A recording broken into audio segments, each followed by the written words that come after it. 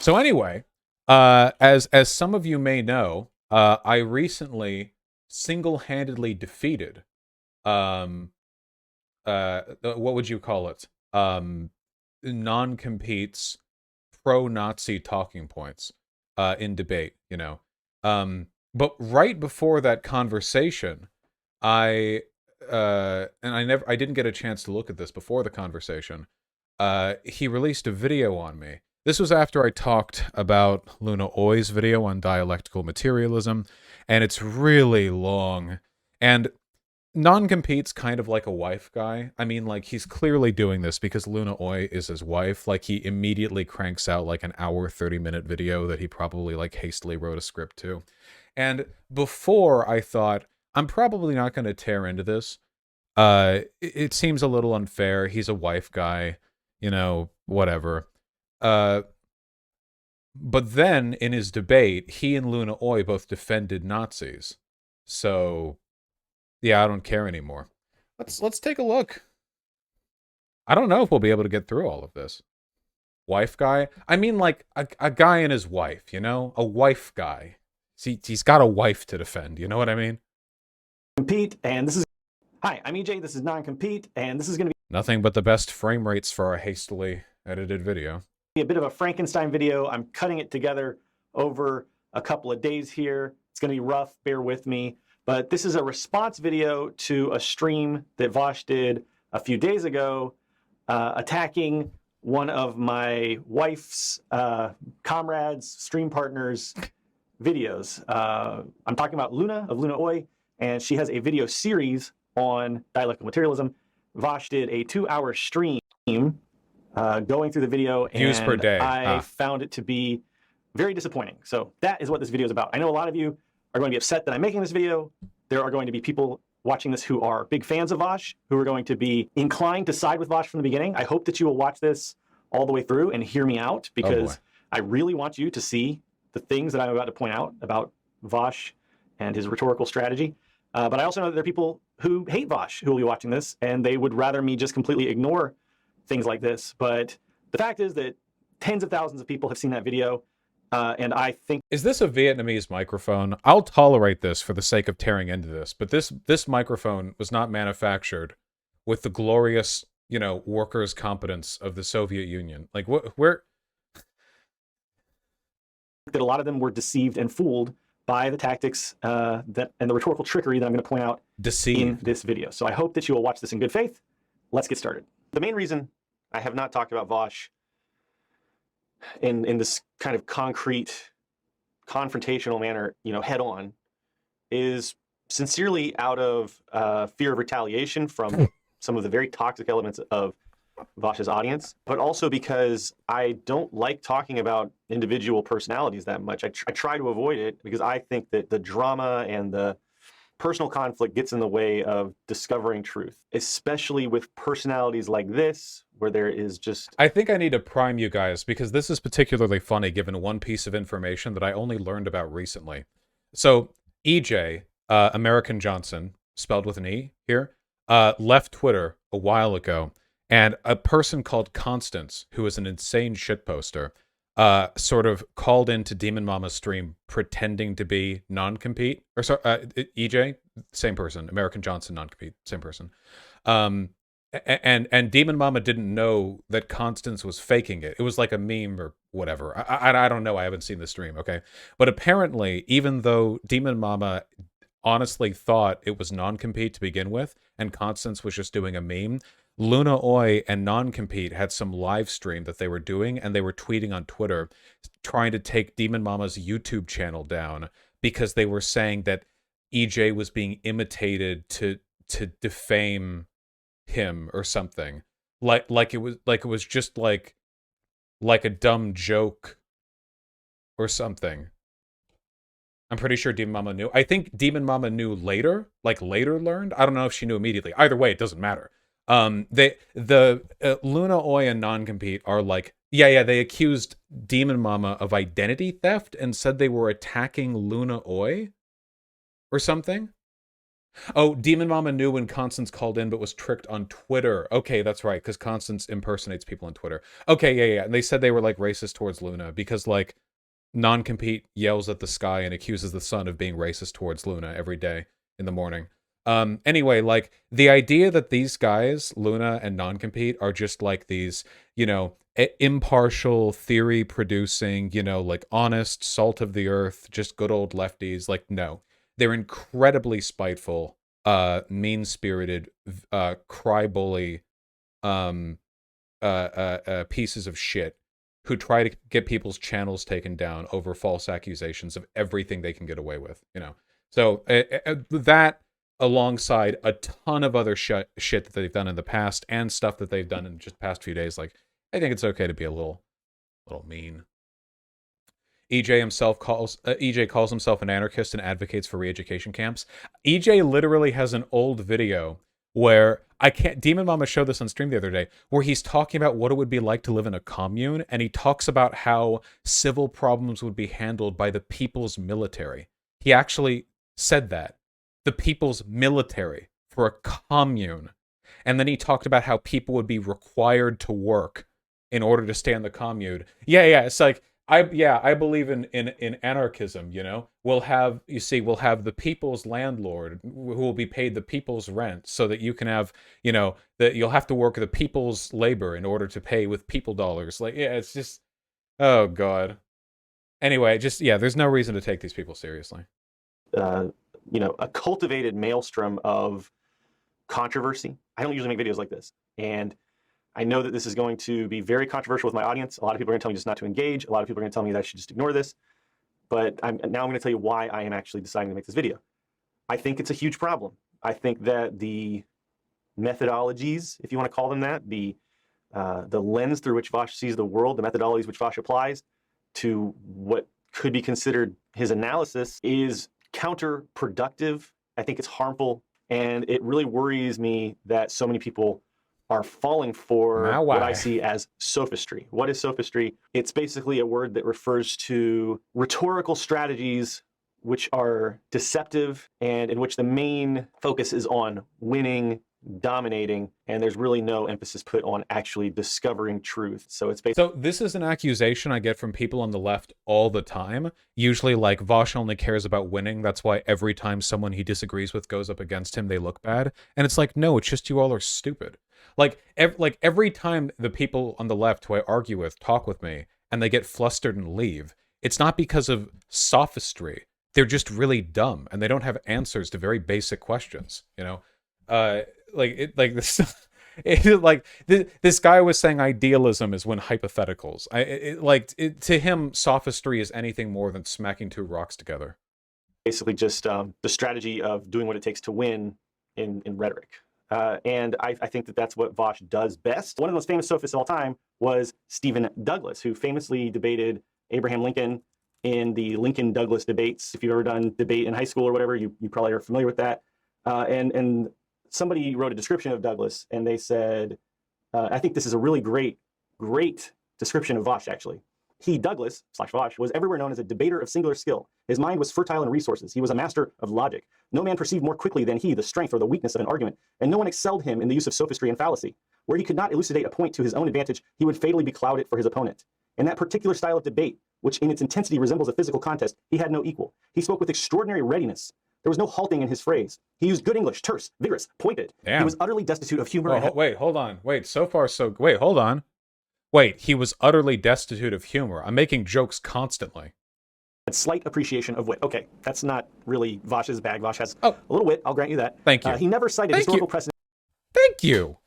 Except from the domain of American politics. Aha. Inside that field, his knowledge was comprehensive, minute, critical. Beyond it, his learning was limited. Sound like someone familiar? He was not a reader. His recreations were not in literature. In the whole range of his voluminous speaking, it would be difficult to find either a line of poetry or a classical allusion. But he was by nature an orator, and by long practice... Wait, that's kind of weird. If you're having a debate, why would familiarity with sources from a particular nation, or being familiar with classical allusions or poetry, bear any validity to the points you're making? If anything, this is actually really classist. This is an old classist description. what they're essentially doing is gatekeeping Douglas's learnedness. They're saying that he may be proficient rhetorically, but he wasn't a, sufficient, he wasn't sufficiently learned in the traditional Western doctrines. When he said familiar with points outside American politics, they're referring to European antiquity here. They're not talking about, like, familiarity with, like, Soviet farming practices. This is really classist, actually. All right, yeah, we're citing rich liberals here, James Blaine. What was this person's particular affiliation? Yeah, an American statesman. Yeah, I don't know. A debater. He could lead a crowd almost irresistibly to his own conclusions. He could, if he wished, incite a mob to desperate deeds. He was, in short, an able, audacious, almost unconquerable opponent in public discussion. I don't think that sophistry is good for the left. I don't think that we just need to... Nowhere in that description was anything bad described. Like, the description provided there didn't even say, but he would... distract from the point at hand or win at the expense of truth or anything. Like, you should have added that, right? To be trying to focus on winning debates on the internet, even with right-wingers. I think we need to be focused on discovering truth and aligning our ideology. Early on, there was an accusation of using fallacies. Wasn't it of calling out fallacies? In the use of sophistry and fallacy. I assumed that meant, like, calling out others' fallacies, like an awareness of. If it's using fallacies, I guess that's the only line in there that indicates he was dishonest. Right? Our thoughts and our ideas with reality. To me, that is the main focus of political activity. This, to me, is one of the core reasons why dialectical materialism is such an important framework for my work. This stream that Vaush did, it's really remarkable. It's a remarkable document of the ways in which Vaush uses dishonesty, rhetorical trickery, and a lot of bullshit to kind of fool his viewers into thinking he knows shit when he doesn't. And believe me, guys. I've seen enough of Vaush's stuff now that I know that this is not an isolated example. I also know that Vaush's more energetic fans love to talk about not showing context. I'm not going to obviously play the whole 2-hour video, but I will show the timestamp for every point we talk about. And I'm going to try to show, the beginning, middle, and end of each point that I'm responding to. But if you feel like I've left context out, the time code is there and you can go look it up for yourself. If you want to watch the whole stream of Vaush's, go ahead. Vaush does this stuff regularly. It's a pattern of behavior. I don't believe that Vaush is actually interested in seeking truth. I don't think that Vaush engages with people like Luna or the other people on the left that he has attacked to truly discover truth. He's there to win arguments in a performative manner to get clicks and views and money. I guess the question that I would ask people like this is, how do you tell the difference between those two groups? Like, if you keep losing when you talk to me, like, how do you know that's because I'm some sort of tricky sophist who just keeps weaseling my way into victory, as opposed to just the person with the better argument? Like, how do you know? Like, couldn't you just apply this anytime you lose an argument? Like, well, you just use sophistry. Like, how? I guess he's going to provide those examples, but...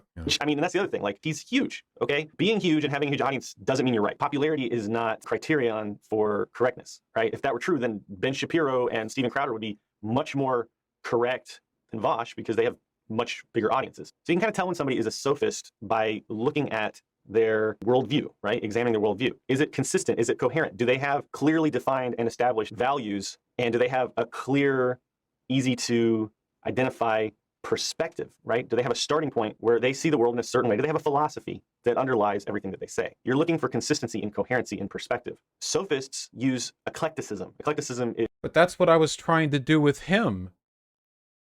Remember? We had a conversation the same day this video came out, or whatever. And he had no ethical system at all. He just kept, like, deferring back to dialectical materialism as though it was an ethical system, which it's not.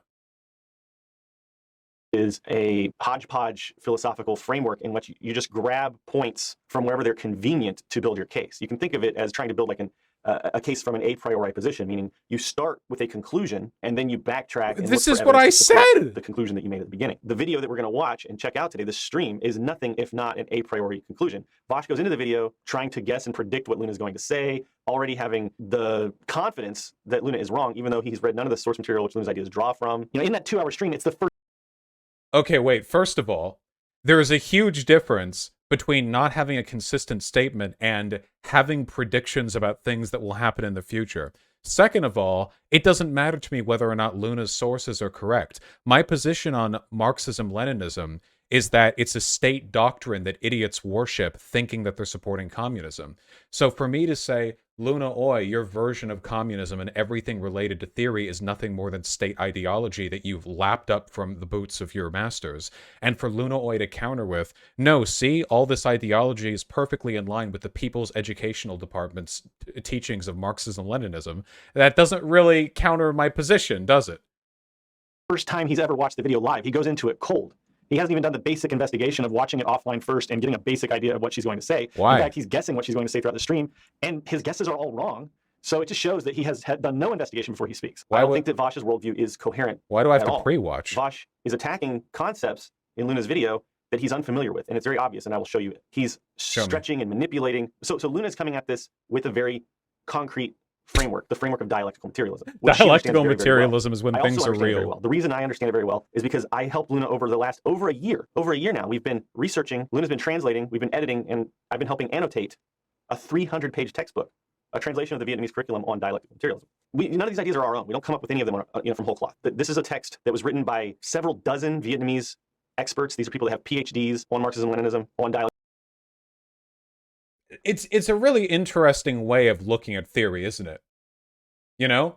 Hey, like, all these ideas aren't ours. We're just reiterating stuff that was put into books by agents of the state, educated by the state, on behalf of the state, so it could be published by the state. Like, this is appeal to authority. I don't care. Like, you... what is that? Like, it's so strange, you know? All authoritarian states put, like, punch-out state ideology. My issue is that Vietnam and a bunch of other like countries name their state ideology like communism when it's not. Dialectical materialism, they're revisionists. They do know the source material very well, and it's very well cited and sourced in the text. So there will be a few times where I'm going to go back to the words of Marx and Engels and show where Luna's ideas and information comes from, because it's not just something that she's making up. Because they rely entirely on the worship of authority. I don't think they can process the belief that I'm criticizing the theory of their masters. You know what I mean? Like, if I'm like, yeah, my issue is with the Vietnamese government's prescribed Marxist-Leninist ideology, like, what do they say to that? Can they defend it, or is it just like a religious doctrine to them? Because I think that's what it is. It's just religious doctrine to them. They talk about it like the only relevant point at hand is how accurately they have adhered to state doctrine. Off the top of her head. Okay, now you can disagree with this stuff, whatever.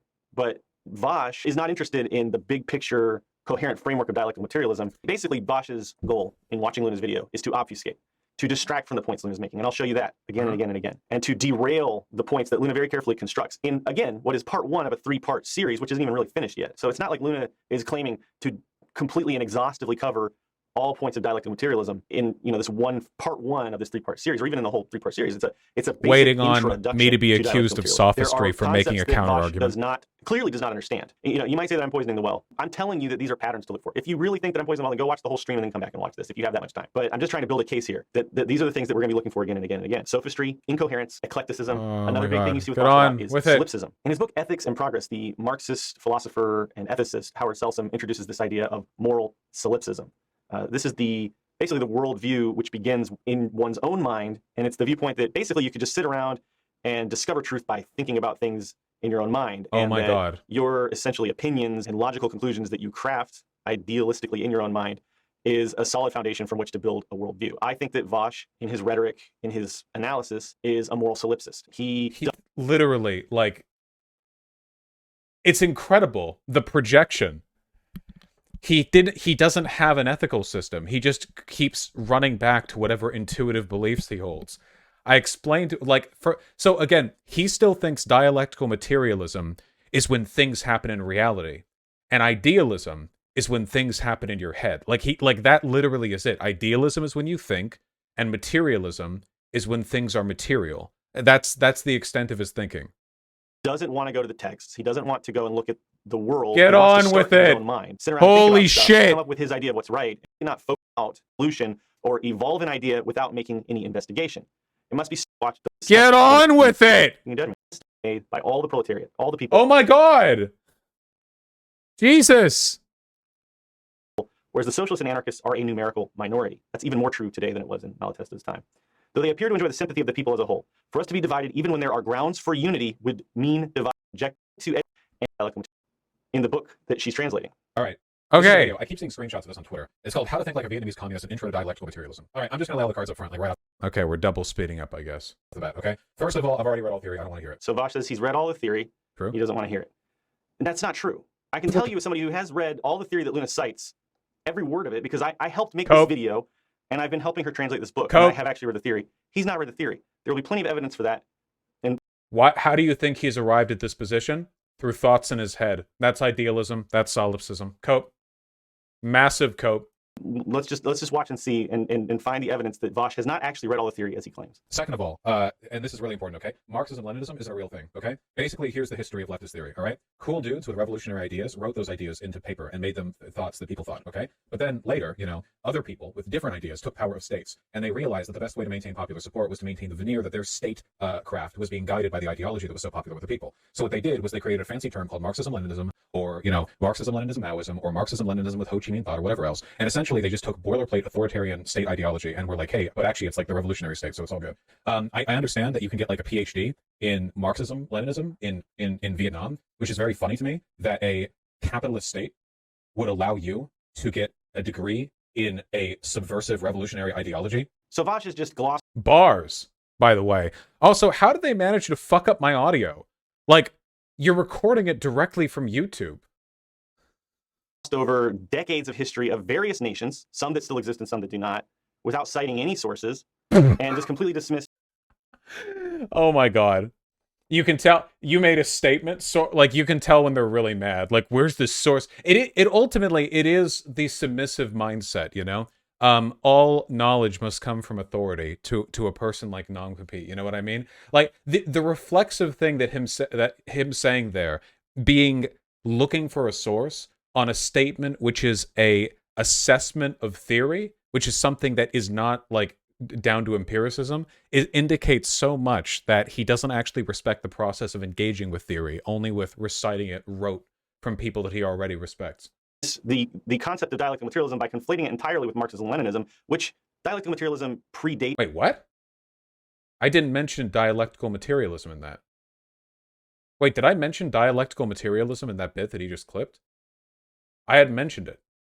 It's Lenin's work, okay, because Marx and Engels were developing dialectical materialism before Engels was born. Now, that being said, of course, it is true that Luna is learning things from a Marxist-Leninist framework in her college studies, didn't mention which includes writings of Lenin. Okay, so if you want to make specific claims about the Soviet Union or about Lenin, you can do that. But to just gloss over all of that history and present this very simplified and really dogmatic version of the events of history without citing any sources, without any evidence whatsoever, that's an example of sophistry. Now, you know, I guess. Oh my god. Making a claim without citing a source on theory is sophistry. I mean, I guess we should expect this from a person who's demonstrated he doesn't know the definition of any words ever. But I think, yeah, it's gonna be like anytime I do anything. Like, I pause the video to criticize Luna Oi, that's sophistry. I make a joke, that's sophistry. Like, we're gonna get everything here. How did it get this far? I'm glad about this because, like, nobody should be taking NonCompete's seriously. He's not an anarchist, and he's not a communist either. Luna Oi is a nationalist, and NonCompete is a whatever gets him pussy. Like, that's it, really. That's all it is. That's all I care about. It's just making sure that's known. I said that's all I care about because I said pussy beforehand, and I slipped in a Freudian sense for a second. I was reminded briefly that the only reason I ever became a leftist was to impress women in college. But NonCompete never grew out of it.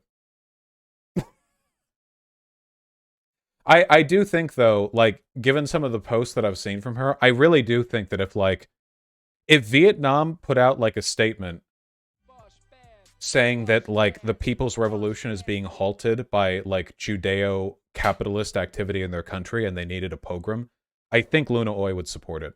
I don't think that she believes in anything outside of, like, defending the state. She's, like, said really weird shit. She said before that the LGBT movement in Vietnam, which the government is opposed to, is a color revolution. That, like, Western foreign interference is promoting the gay agenda in Vietnam to destroy, It's just Vietnamese nationalism. That's it. I don't think there's anything political beyond that. Thankfully, being a Vietnamese Marxist-Leninist doesn't actually have anything to do with being a communist, so it's like a really, really, really, really blank slate when it comes to where you can go from there. Yes, I can't expect him to give the entire history of the Soviet Union to prove his points or whatever. But remember when Luna lied about a fake anarchist revolution to justify killing them? Yeah, I saw this. She just completely made this up, by the way. Back in the 70s, after we won the war with the US, a group of anarchists called to dismantle the Communist Party and Vietnamese government. Le Duan, the general secretary at the time, gave the order to kill those anarchists. I don't agree with this, of course, but I can understand. Like, apropos of nothing, just throwing this out here. And it's a lot. Like, this didn't happen. And I saw a few days ago, Luna Oi responded to one of her fans saying, like, who was like, hey, this is completely made up. And Luna was like, oh, I'm so sorry. I think she pulled the ESL defense or something. Like, oh, I didn't know. Like, I didn't get. And the person was like, you just posted this, like, without knowing. You just, like, said this, and she didn't respond or something like that. I don't know. Yeah. Yeah, it's really weird. Maybe this is why Luna Oi and Non-Compete believe the Nazis had a point, you know? Can somebody find the screenshot of Luna Oi responding to the person who was like, hey, this is a complete lie? If anyone can find the screenshot of that, you know?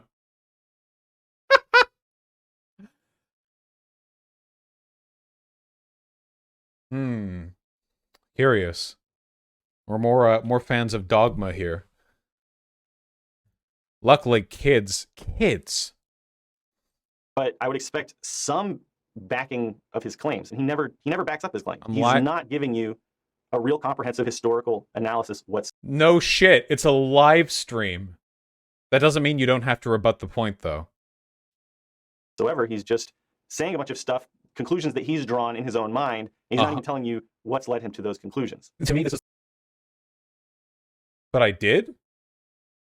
Yes, that is where conclusions are formed. It's in your mind. Idealism. It's like hearing that, like, Amazon has, like, socialist, you know, like, side jobs you can do. What are they called? Like the modules? Yeah, like socialism modules. You know what I mean? All of this criticism that he's making of the curriculum that Luna translated, he's making it without having examined the curriculum at all. I know. How do I know this? Because currently the curriculum only exists in Vietnamese. Why do I know this? Because Luna's the first person to be translating it to English. Now, I read Vietnamese. I tweeted about this. The videos that she's made are drawn from the same source material. And if he's watched all three of those, which he hasn't, he's only watched the first one on stream, but if he watched all three of those, and he was actually drawing from what she is actually saying about the curriculum, it's one thing, but he's not. He's trying to connect two things together which are not connected. He's trying to build this rhetorical logic chain that falls apart upon any kind of scrutiny. He's saying, okay, first of all, these socialist states, they're actually capitalist states, so we can't trust anything that they say. Second of all, these curriculums that they make, they can't be subversive because they're not actually socialist states. But none of this is addressing what Luna actually said. But wait, we're leading it along pretty well, actually. Yes, these are not socialist states. They're authoritarian. Authoritarian states produced doctrine through their educational system to reinforce, the interests of the state, and the mechanisms by which Soviet-aligned countries have historically done so is by calling their ideology, Marxism, Leninism with blank characteristics, and then you read it, and it has nothing to do with, like, what Marx wrote, or even with what Lenin wrote, really. In her videos, which is literally just relating the essential ideas of Marx and Engels, dialectical materialism. He is, in fact, making a logical fallacy. And I always thought debate bros are supposed to be the experts on logical fallacies, but what he's doing is he's making an ad hominem attack. Now, the word ad hominem gets thrown around a lot, especially in the debatosphere, but it doesn't just mean that you're insulting your opponent. It means that you are saying that an opponent's arguments are invalidated because of who your opponent is. So in this situation... No. Opponents' arguments can be invalidated because of who they are. That's not an ad hom. An ad hom is when you refrain from addressing an argument and instead insult a person, using the insult as the argument. And don't get me wrong, I will ad hom you. But this is not one of those times. Basically, the entity that is the Vietnamese Department of Education, the Ministry of Education, is being invalidated. So it's like saying anything that comes from You're ad homing the Vietnamese Department of Education when you say that state education departments are propaganda.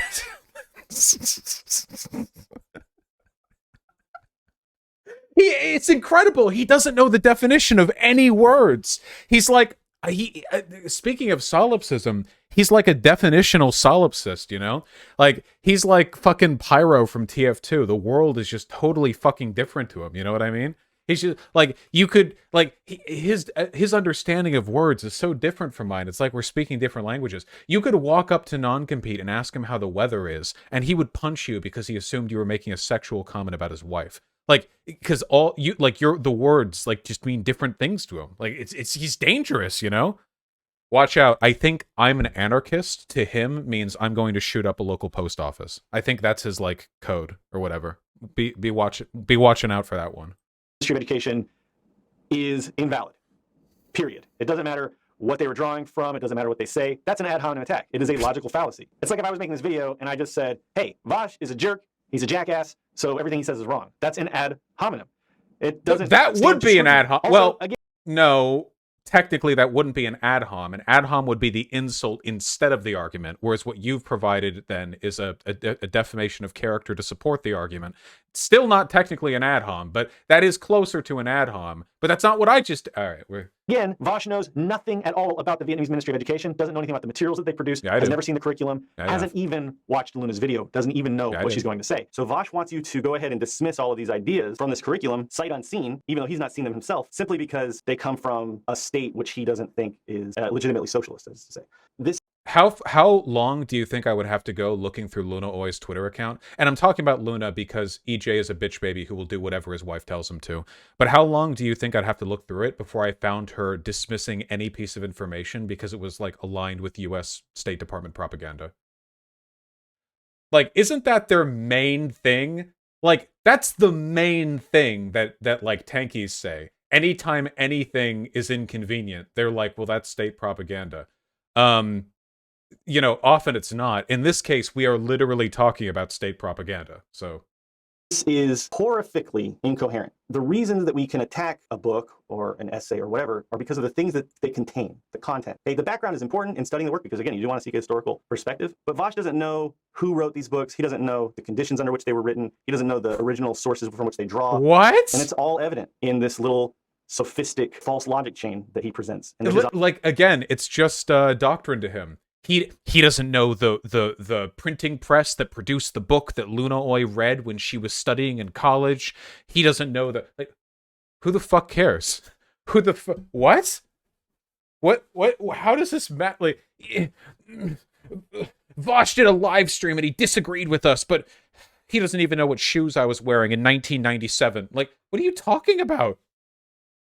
The audience just, eats up because they don't know any better. So I'm going to show you now, some excerpts from this book that Luna's been tirelessly translating for over a year now. Look, it's all just referencing angles. According to Engels, dialectics, so-called objective dialectics, prevail throughout nature, and so-called subjective dialectics, dialectical thought, is only the reflection of the motion through opposites, which asserts itself everywhere in nation, blah, blah, blah, blah. And then down here, two more quotations, citations. Socialism, Utopian, and Scientific, Friedrich Engels. The old preface to Anti-Düring on Dialectics, Friedrich Engels. Have you really read all these books? Do you know what's being...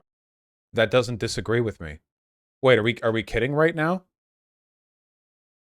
Is this a meme? He said dialectical materialism is when you take into account reality, and that it was an ethical system as well. What? Scientific, Friedrich Engels. The old preface, and then down here, too, thought is only the reflection of motion through opposites. Look at this. There are two forms of dialectic, the objective dialectic and the subjective dialectic. The objective dialectic is the dialect of the material world, where the subjective is the reflection of the objective dialectic in human consciousness. According to Engels, dialectics, so-called objective dialectics, prevail throughout nature, and the so-called subjective dialectics is only the reflection of the motion through opposites which assert itself everywhere in nature, and which, by the continual conflict of the opposites in their final passage into each other, or into higher forms, determines the life of nature. First of all, this isn't about dialectical materialism. This is just dialectics. Second of all, this is only one written definition of dialectics, which, as he admits here, is not something which only existed through Marx and Engels. Third of all, this is not an ethical system. And fourth of all, nothing here even disagrees with what I'm talking about. They don't understand their own theory. This is why I say I've read all theory, because tankies don't understand the theory that they've read. And when they come to me like all ass-pained about it, and they disagree with me, they miscite their own theory. But no, they haven't. I'll say this right now as a challenge. Anyone who disagrees with me, is there a book that you've read that you think disagrees with me? No, it doesn't. It does not. Okay? And do you know how I know that?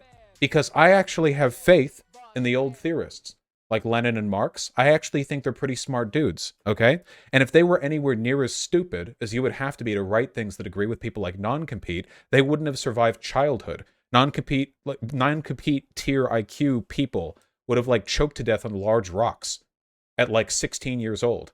They would have seen a rock that looked like an egg and just like started like breaking their teeth against it and swallowed it and just died and fallen down a ditch. Okay, they wouldn't have written theory. There's no possible way anyone capable of constructing the ideas that non-compete believes in could have even achieved the level of literacy necessary to believe in theory. I reject this. So this is why I say I've read all theory. Because I have. Oh, hey! There we go. Thank you. Damn. That's crazy. Things CIA would say, lol, from a person concerned about the elections in Peru. The U.S. aid serves the CIA a threat. Like, this is like their main thing. Also, this tweet denying the Uyghur genocide. I know she's like holistically dumb. I really want to see her response to that one person. Oh yeah, here's her denying the Uyghur Muslim genocide as well. See? And oh, it's an ad hom because she's saying that because the information is from Western sources, that it can't be trusted. Damn, that's crazy. Oh, here we go. Oh wait, here we go. Thank you, thank you, thank you. Look, look, look. So someone says, what the fuck is this? In response to her weird made-up tweet about why the Vietnamese government needed to kill anarchists. And then Luna said, someone asked me about the history and I tried to explain it. I did not mean to imply I condoned what happened at all. It was very fucked up what happened, and we admit that today. If I sounded like I condoned it, then that's not what I meant at all. Did it even happen? Luna always says, I don't understand what you're asking me. This person says, this event didn't actually happen. Luna always said, well, I certainly wish and hope you're right. Wait, you don't even know? Why would you tweet this if you're not sure? This is where we are. And then she doesn't respond. This is where we are. What's the quote tweet? I think one of the quote tweets is from my lads. Yeah. Wild stuff. Cancel culture has gone too far. Oh yeah, I saw this one too. It's very, very good.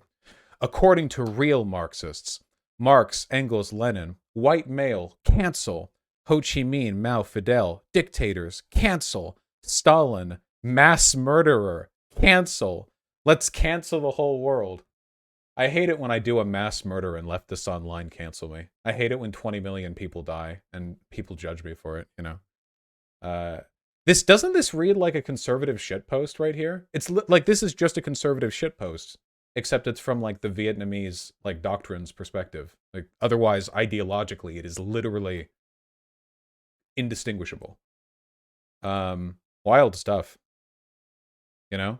That feel when the left isn't even willing to tolerate mass murderers anymore. God. I can't find that color revolution tweet. Does anyone know where you could find that Luna always the color revolution was a whole video? It was a whole video. I might have just seen a screen cap of it. Oh my god. Oh yeah, here we go. Here's my video documenting recent color revolution activity in Vietnam. Pinkwashing imperialism in Vietnam. Literally like the gay pride flag. Hey guys, it's the West. What is pinkwashing? They're essentially saying like it's the same thing that the Iranian government does. They say that internal pro-LGBTQ activists are agents of like Western infidel imperialists. They do the same thing, yeah.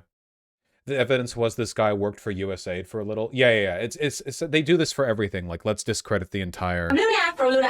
This is a message for all my comrades in the global south and anyone who opposes. What is it with these guys and their audio? Oh my god! imperialism. Here are some tips for how to identify a color revolution. Second, the war is with color. Second, it happens when a country is having elections or in the midst of a political or economic crisis. Second, color revolution. Oh, here, fixed version with better audio. Jeez. Hi, I'm Luna. Thank from God. Luna Earth. Tips. Targets are usually poor imperialized nations with motivations. Targets are usually poor imperialized nations which challenge the hegemony of imperialist nations or which strive towards socialism. So the color revolution is what tankies refer to any social unrest that doesn't agree with their state doctrine. Okay? Color revolutions usually happen when a country is having elections or in the midst of a political or economic crisis. You will notice that is the case of all revolutions.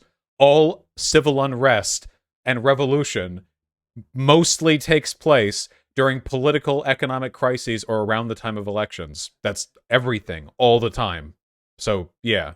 Economy of imperial. Then you have this one. Color revolutions can have many motivations. Targets are usually poor, imperialized nations which challenge the hegemony of imperialist nations or which strive towards socialism. So essentially, all this is saying here is color revolutions happen in the countries that I like. Non-Western victims of imperialism strive towards socialism. It's just a categorical distinction that allows them to apply the banner color revolution to anything they don't like, countries like Cuba, Vietnam, whatever else. Number 3, color revolutions exaggerate social scandals to provoke people to protest. Huh. Well, I think that exaggerated or overblown social scandals are kind of the bedrock of all protest. Guys, remember Rosa Parks? The term exaggerates doing a lot of work here, but in terms of like a ton of attention being paid, what about George Floyd or Colin Kaepernick? Or what about the suffrage movement? Like every time, yeah. Small violations done by the state or injustices get blown up and get turned into the center of discourse on an issue. So far, color revolutions sound good. Exaggerate social scandals to provoke. But the use of the term exaggerate is designed to delegitimize it. You know, exaggerate may be a technically accurate word because any like revolution or civil unrest is probably going to like really blow up an issue. But exaggerate implies that there was no reason to. Whereas I think there's every reason to blow up like the George Floyd scandal, you know, the murder of George Floyd, and to make a huge deal out of Rosa Parks being forced to sit at the back of the bus. I think that's fine. I think it's good. People to protest. 4. Asian provocateurs hold signs with vague slogans like democracy and freedom and provoke people to protest in order to interrupt regular activities like business or school. 5. So, again, inviting people to protest to disrupt functions of the government is how protests work. And calling for democracy and freedom might be things people want. I'm sorry Vietnam and other countries you think are socialist have so many countrymen who want democracy and freedom. School. 5. Protesters will hold oddly chosen props and signs, such as flags of imperialist nations such as the USA or the UK, or signs written in perfect English in non-English speaking nations. Signs might seem prefabricated or overtly professional in design. Listen to the conspiracism here. The implication here is literally that like the CIA is giving these protesters, like somewhere in Vietnam, there's like a CIA office that's pre-printing like pro-freedom protest signs. First of all, every country on earth has people who speak perfect English. Second of all, you don't have to speak perfect English to write perfect English. I, for example, can't speak a word of Russian, but if you gave me 5 minutes with a computer, I could probably perfectly print a sign in Russian because we have tools that allow us to translate things. Before we had tools online, we had dictionaries that allowed you to do this. Russian to English dictionaries or Vietnamese to English dictionaries. It's not hard to do. Additionally, prefabricated or overly professional. Yeesh. You know, I've seen this one thrown out there before, and a lot of it was for BDS protests in the United States. The pro-Palestinian protests, people talking about like, Palestinian, sentiments being forced into these protest groups with, this much support or these talking points or these signs or whatever. This is just a way of accusing any protest you don't like of manufacturing, discontent with the assistance of like state agitators. And it can apply to anything. So also, you probably remember back during the Hong Kong protests, but like there were Hong Kong protesters like swinging around the American flag. Millions of Hong Kong protesters showed up. Some of them are going to have the American flag. America's a big country. I'm sorry. Yeah, obviously. Yes, there are people abroad who like America. And America is more free than Vietnam. In terms of our level of democratization, we are superior. And America sucks. So that really speaks poorly to your country. Same with China. Really embarrassing, Really falling behind the back of the pack on this one. 6. Demands are usually vague and constantly changing. Well, that's not an incredibly vague, funny pointer that could be, shifted to apply to literally anything whenever it's convenient. I think you guys get the point, okay? So this is essentially just how do we stamp down on the will of the people while pretending we're doing so in the name of preserving the people's revolution. This is just fascism, plain and simple. It's a way of manufacturing an imaginary the people and using it as a weapon against the presumed deviant, outwardly and externally controlled force that is corrupting your society within. This is like literally like point for point. This is exactly what far-right governments do when they're trying to crack down on dissent internally. Luna is a Vietnamese nationalist and probably is a fascist. Non-Compete is a pussy lover and will go where the winds, pull him.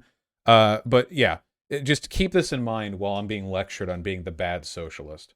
Very important. Pretty yikesy from Luna. What is this?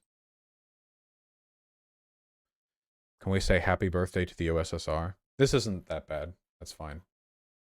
I light a candle to say happy birthday to the USSR. That's fine.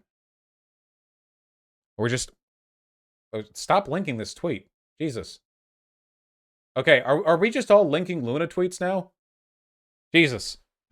Which asserts itself everywhere in the nation, blah, blah, blah, blah. And then down here, 2 more citations. Socialism, Utopian, and Scientific, Friedrich Engels. The old preface to Anti-Düring on Dialectics. Oh yeah, this is where we were. So nothing cited here is A, even dialectical materialism, and B, contradicts anything that I said. Friedrich Engels. Have you really read all these books? Do you know what's being referenced here? Yes. So you're not just attacking the state. Look, the book is packed full of quotations from Engels and Marx. None of this stuff was just ginned up by the state. I'm telling you because I wrote half these annotations or more. I did the research to fact check and back all this stuff up. None of the core ideas, none of the ideas that are being presented come from the state. Okay, so regardless of whether or not you think that the state is legitimately socialist, this curriculum is rooted at the very foundation in direct quotes from Engels and Marx on dialectical materialism, the philosophy that Luna's presenting. Look. Wait, how does that matter? Wait, the quotes that you use and the way in which you select information is critical. You could create a text that does nothing but cite Marx and supports fascism. Depending on what information you present and what you leave out and what other information you synthesize in, you can produce anything from anything. Like the total doctrine of a state is not made legitimate simply because its doctrine includes quotes from people that I like. This is all quotations from Marx, from Engels, from Hegel. They are talking like they're citing scripture. Yeah, this is a religious argument. Citations, anti-Düring, dialectics of nature. The core text. There's material dialect. There's dialectical materialism, except it's of Marxism-Leninism. So, Ooh, that's going to be funny, actually. What are the citations for the dialectical materialism segment of Marxism-Leninism? Because Marxism-Leninism isn't about Marx, and it's not about Lenin. The term was synthesized by Stalin. So what are you going to pull from there, huh? Are being referenced here again and again and again and again. Not going to show? This is the exact text that Luna's drawing from in her video. Okay, not going to show? Luna's not making this shit up. The Vietnamese Ministry of Education is not making this stuff up. They're drawing it directly from Marx. Vietnamese Ministry of Education. I can't get over that. It's literally the term from 1984. Jesus. Marx and Engels, and yes, Lenin as well. It's like, hey guys, listen, Bezos isn't so bad. Look, you can take listen, okay? It's called the People's Warehouse. It's like, so yeah. Show me, Vaush, where anywhere in Luna's video or anywhere in the text, they even talk about the state like this. They don't tell you anything positive in What? the entire 300-page book, which will be coming out soon. You can get a free copy for yourself. The digital version will be free, so you can go and check this hopefully within a month or two. They never talk about even justify the state. They never even talk about that. The whole thing is about philosophy. So Vaush right now is talking about shit he does not understand at all. He has no basis to be saying the things that he's saying. He's acting like this is a textbook on why you should worship the state. It has nothing to do with that. It's about things like, you know, the relationship between consciousness and the material world. It's about he's saying things that he's saying. He's acting like this is a textbook on why you should worship the state. It has nothing to do with that. It's about things like, you know, the relation. So, again, if your state doctrine is conflating empiricism with material dialectical thought, what you're doing then is you're promoting a state doctrine which asserts that anything outside the conveying ideology of the Vietnamese government is anti-empiricist. Remember this? We went over Luna Oi's video, the one where she was live streaming and she was confronted with that evidence that the Vietnamese people fucking love free markets, and she was talking about how or wait, was this in that or was that in the other thing? I forget which video it was in, whether it was in that bit or whether it was in this bit, but whether it was in the video that we watched. But they constantly conflate dialectical materialism with empiricism. They are not the same thing at all. They are just not. But if you pretend that they are, you get to pretend that everyone who disagrees with you is an idealist, which is what NonCompete did, much to his failure. Demon Mama said Vietnamese anarchists think Luna's a fascist. Anybody who is an anarchist should think that Luna is a fascist. Can you imagine anyone talking about anything the way that Luna talks about Vietnam? Can you imagine an American talking about America? Like, we've all heard people who talk about America the way Luna talks about Vietnam. We all know who those people are. They're insane Republicans. They're the people who buy like thin blue line gun holsters. They're like the Alex Jones tier people. You know, they're insane. You have to try very hard to be as nationalistic as an American as Luna Oi is towards Vietnam. Relationship between consciousness and the material world. It's about how things develop over time. It's about how all things in the universe are connected. He's painting a picture that is inaccurate. It's religion. It's dishonest. And quite frankly, it's harmful to the left. He is, as Malatesta wrote, dividing the working class even where there are grounds for unity. And this is what he does throughout the video. I never thought I would need any of this knowledge ever in my life. I thought it would just be a normal government office job for the rest of my life. But the world has gotten so scary so fast. Oh my God. Okay. Can you please, I'm begging you, can you please apply for a People's Grant from the People's Republic of the People's Vietnam and get some fucking money put towards your editing? I have no idea why this video was already 1 million fucking years long, and you insist on overlapping, like, speed ups, not fixing the audio. Like, why? Now I know that this knowledge is very important, and I'm glad I got to study Marxist-Leninist and Ho Chi Minh ideology so deeply as student. So I'm going to share this knowledge with you now, but I will try to make it much less boring than my... Like, with respect, I'm not speeding up my video right now. Luna Oi is not the easiest person to understand as a native English speaker, okay? That's not an insult. It's just true. I don't know why you would speed it up, so I have to, like, concentrate really fucking hard to hear what she's saying. All this classes were. I was born and raised as Marxist-Leninist. In Vietnam, we study Marxist-Leninism and Ho Chi Minh taught from primary school all the way through college. That's so goddamn weird. What is that? Why is it weird? That definitely sounds like a What? economic and philosophical. It's not indoctrination. The weird thing is, okay, What? There's a very big difference, I think, between like being sort of implicitly taught something and What is this being sort of, audio? like explicit state ideology. You don't know what she was taught, Vaush. You don't know what she was taught. You've never seen a Vietnamese textbook. You don't speak Vietnamese, and this curriculum Yes, never I do. translated into English until now. You don't know what she was taught. You don't know what you're talking about, but you're so confident. So actually, I think it's really interesting, by the way, keep this in mind, that NonCompete here is saying you don't actually have the ability to criticize Luna Oi's political philosophy unless you have literally read the Vietnamese texts, which are, according to them, not in English right now. So you actually can't disagree with Luna Oi unless you speak Vietnamese and have read the specific books. They don't believe in the idea of arguing their positions. It's doctrine. Is he not arguing this the same way like a priest may have argued like religious doctrine back when the Bible was in Latin? The Bible wasn't translated into Middle English for a long time because when it was kept in Latin, only the very wealthy, very privileged clergy were able to understand the contents of the Bible. You know? which meant that essentially if you were a peasant, you had no ability whatsoever to second guess anything the clergy said. You literally were unable to.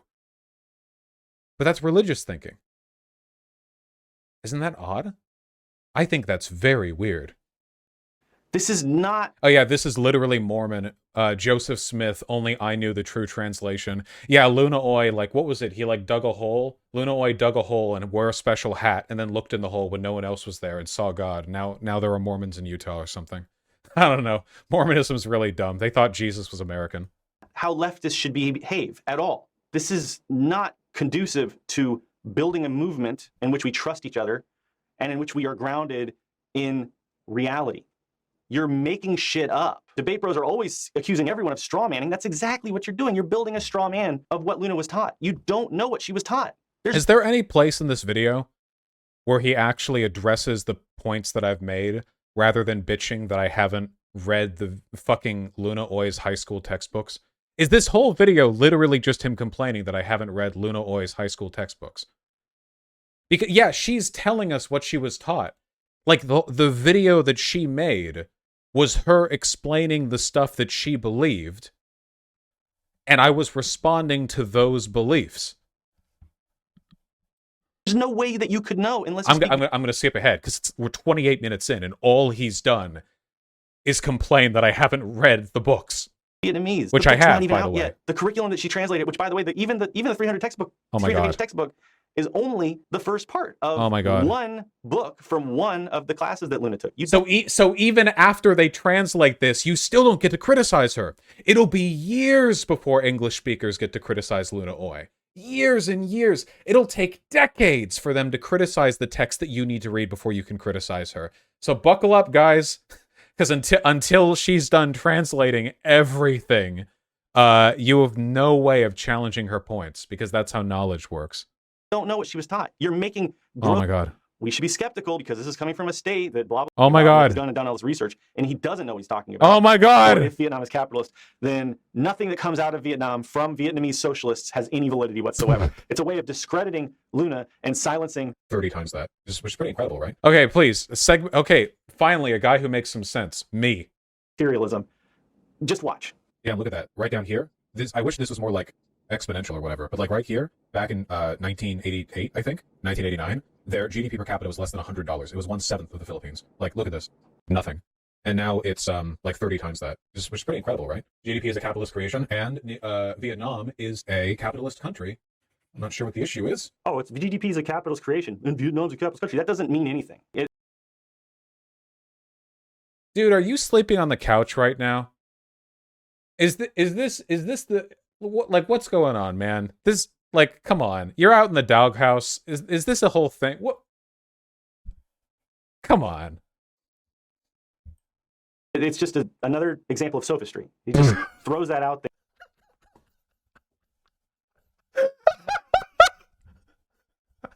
Dude, he's not in the doghouse. Yeah, he's in the fucking tool shed. He's sleeping standing up. He's laying the back of his neck against a rake.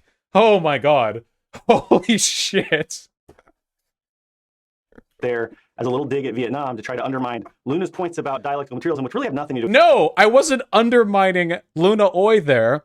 I was responding to a person in my chat who said that GDP was a capitalist creation.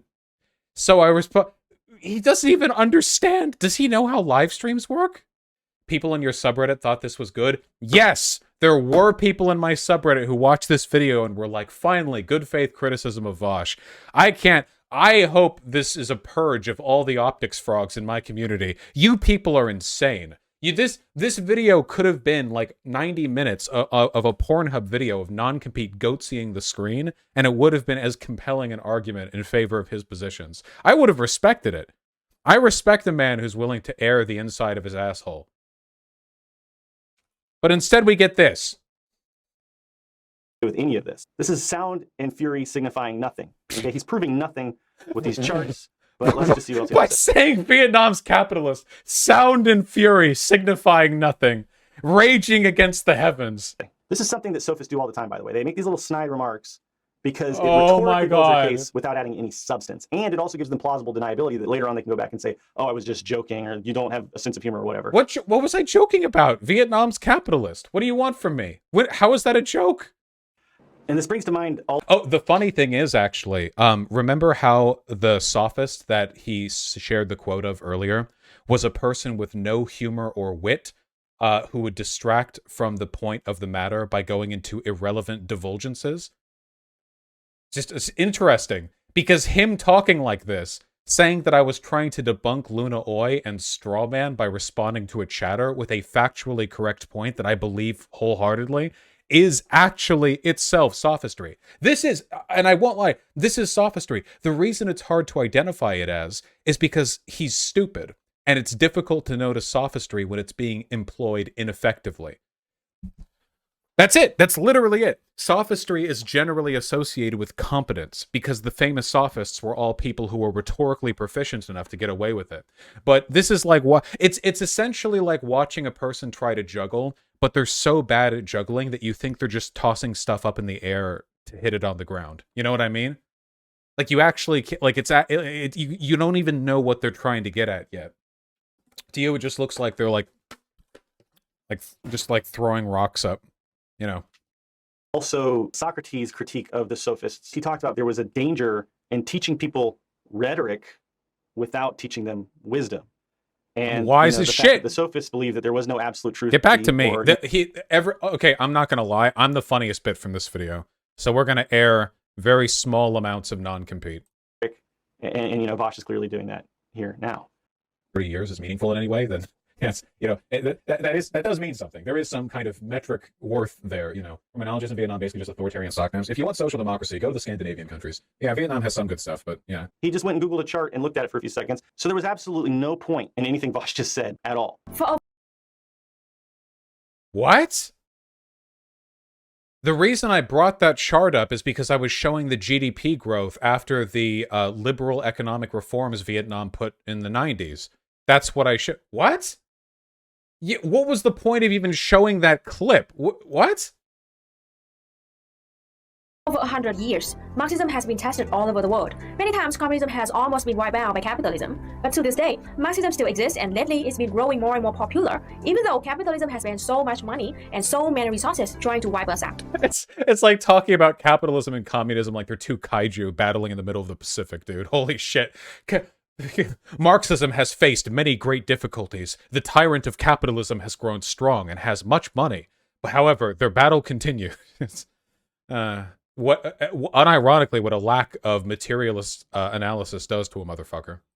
For example, in the USA, capitalism is what gives the white supremacism and transphobia and all other forms Ooh, he's gonna get super mad over this one. bigotry the power. It's the capitalist state that uses this, and lately it's been growing more and more popular, even though capitalism has spent so much money and so many resources trying to wipe us out.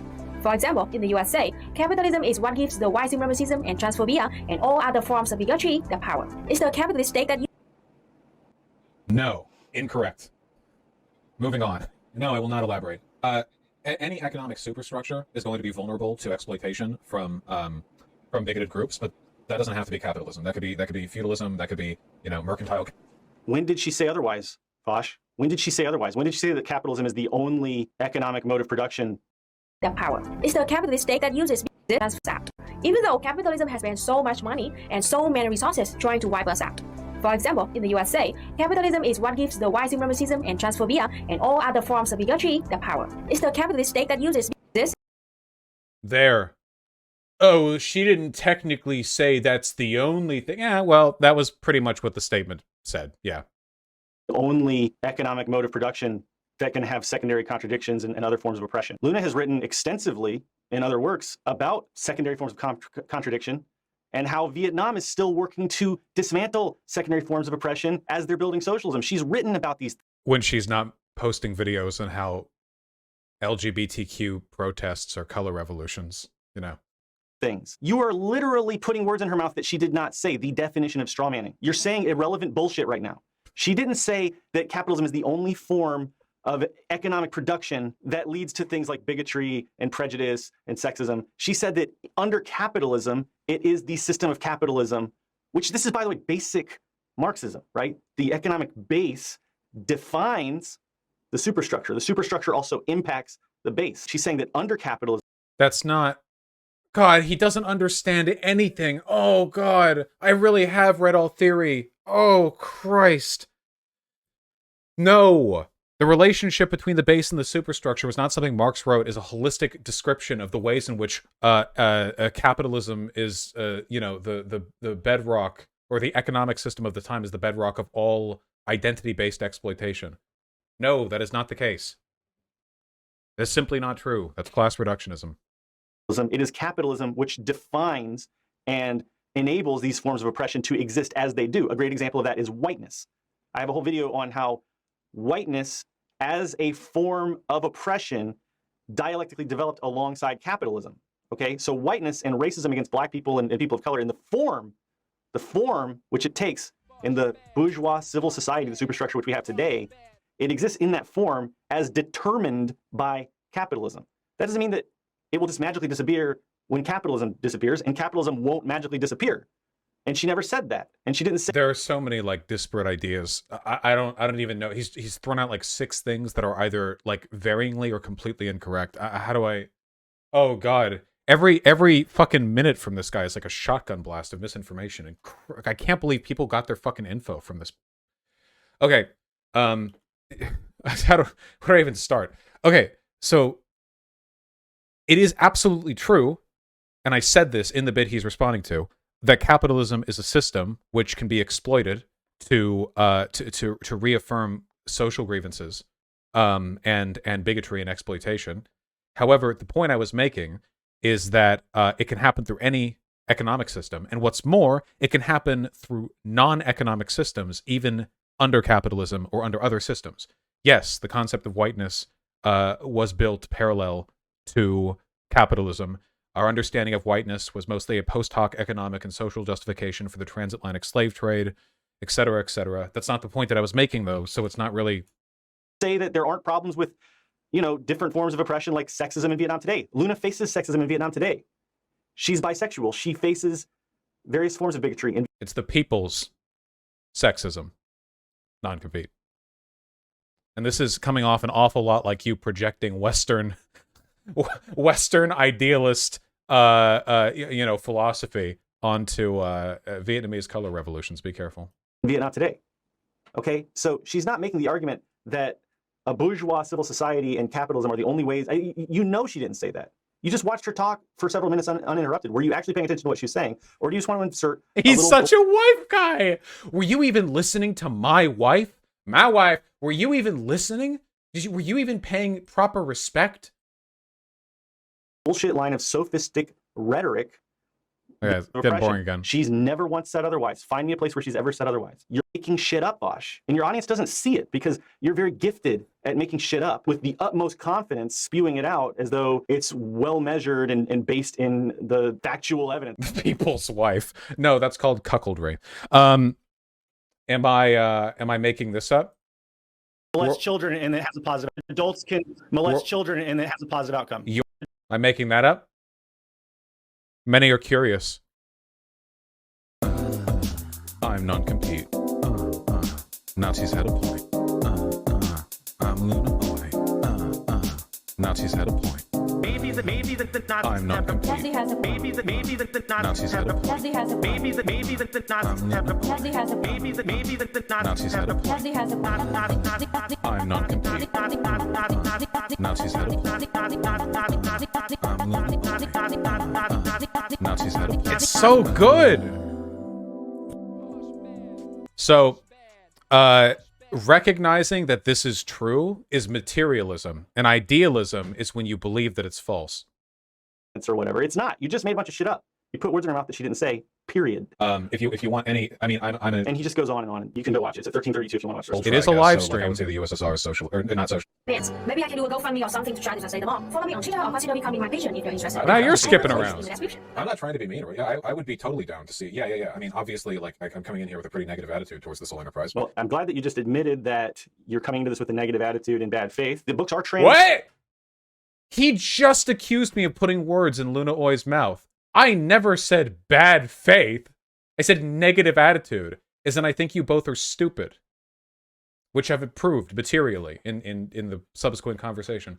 I did not say bad faith. People misuse bad faith, like the term, so much. Being bad faith means that you are being dishonest, either explicitly or like misleadingly. It's when you're being so uncharitable that you are distorting the truth of the conversation.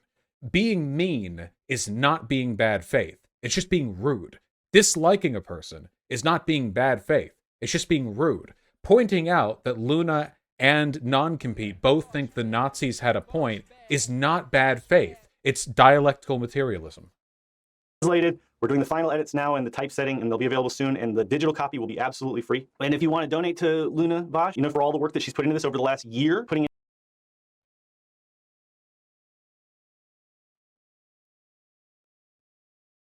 No. in hundreds and hundreds and hundreds of hours in this translation, I've watched her doing it, then, you can go check out her Patreon and support her there. You've used her content enough to get, super chats and shit on your platform. It might be nice for you to throw a few bucks Luna's way. But anyway,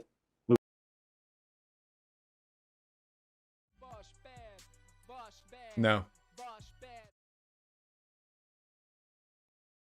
moving on. Understand a ton of history. How there are a ton of historical developments, ideological shifts, wars, revolutions. With dialectical materialism. Wait! I was just about to explain to him what dialectical materialism is. Oh, he could have learned, but he skipped over it. He could have learned. That was the part where I actually explained. I've given the explanation enough, but like, just in case you guys don't know, you guys know, right? One more time? Okay, really quick, because I'm getting a little bit better at explaining it, okay? Okay. Basically, it's a lens of analysis for understanding the way in which human systems develop.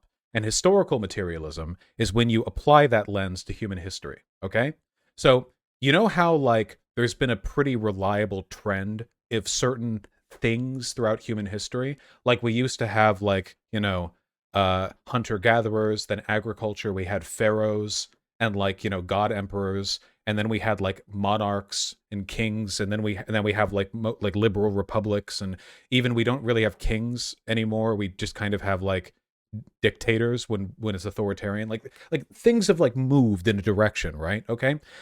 The idea that used to prevail was that this was a kind of process of human ideas advancing.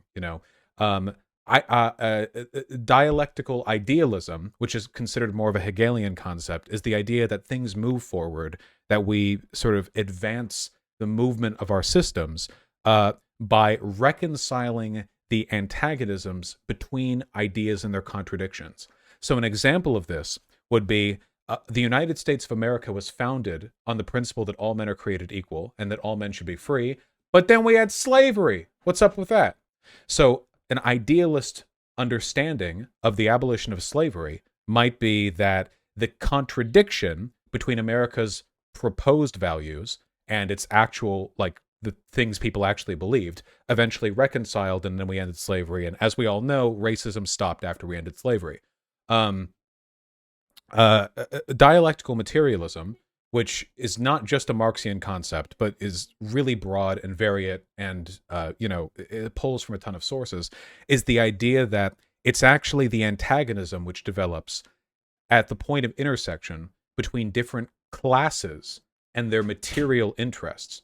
So under capitalism, you have the bourgeois and the proletariat, and subdivisions within those groups. You have labor aristocracy, and you have like the proletariat abroad and stuff like that. But the idea basically is that human development is brought about when there is conflict between these groups. That if you take a look at the fall of monarchies, the development of democracy, the end of slavery, all of it, it's not about people's ideas. It's that different groups want different things in the world. Their material circumstances differ as a product of their class dynamic, their relationship. And the antagonism there, as circumstances change, lead to differences in power and progress between those groups. And that is what brings about real change. And understanding things that way, you begin to recognize certain things. Like, for example, monarchies did not, like, I guess an example could be like the Magna Carta was not developed when the kings just suddenly became, more progressive in England. but rather it developed because the court of aristocrats underneath the king had more power than they did before, because more resources were in their possession collectively than was held by the king. They had a greater position from which to navigate and negotiate, and therefore, they had more power, and their differing interests led to a change in circumstance. There are tons of things that affect the world like that. Do you know how much of like medieval political engineering was literally just a product of how thick walls could be built and whether or not weapons capable of breaching them could be built? Literally, from like ancient Greece until the invention of the cannon, the best defense we had was building big stone walls. And that changed so much of the political situation. We had lords lived in castles because castles were defensible and they could only control territories as large as they could protect in the periphery around their castle. Everything, all these political systems and ideas were built around material, limitations of existing technology and of the antagonisms of different groups at that time. Does that make sense? Does that make sense? Does everyone get that? The way sieges were, that's why sieges were so common back then. People didn't breach castle walls that often. Normally you just built a wall around their walls, kept caravans from entering and starved them out. And that's what led to a ton of political change. People formed ideas. Machiavellianism, the idea that this sort of self-centered political philosophy of the ruling class, the idea that they should be like these agents of self-actualization of will, that the peasantry are essentially pawns to be used at the behest of the king.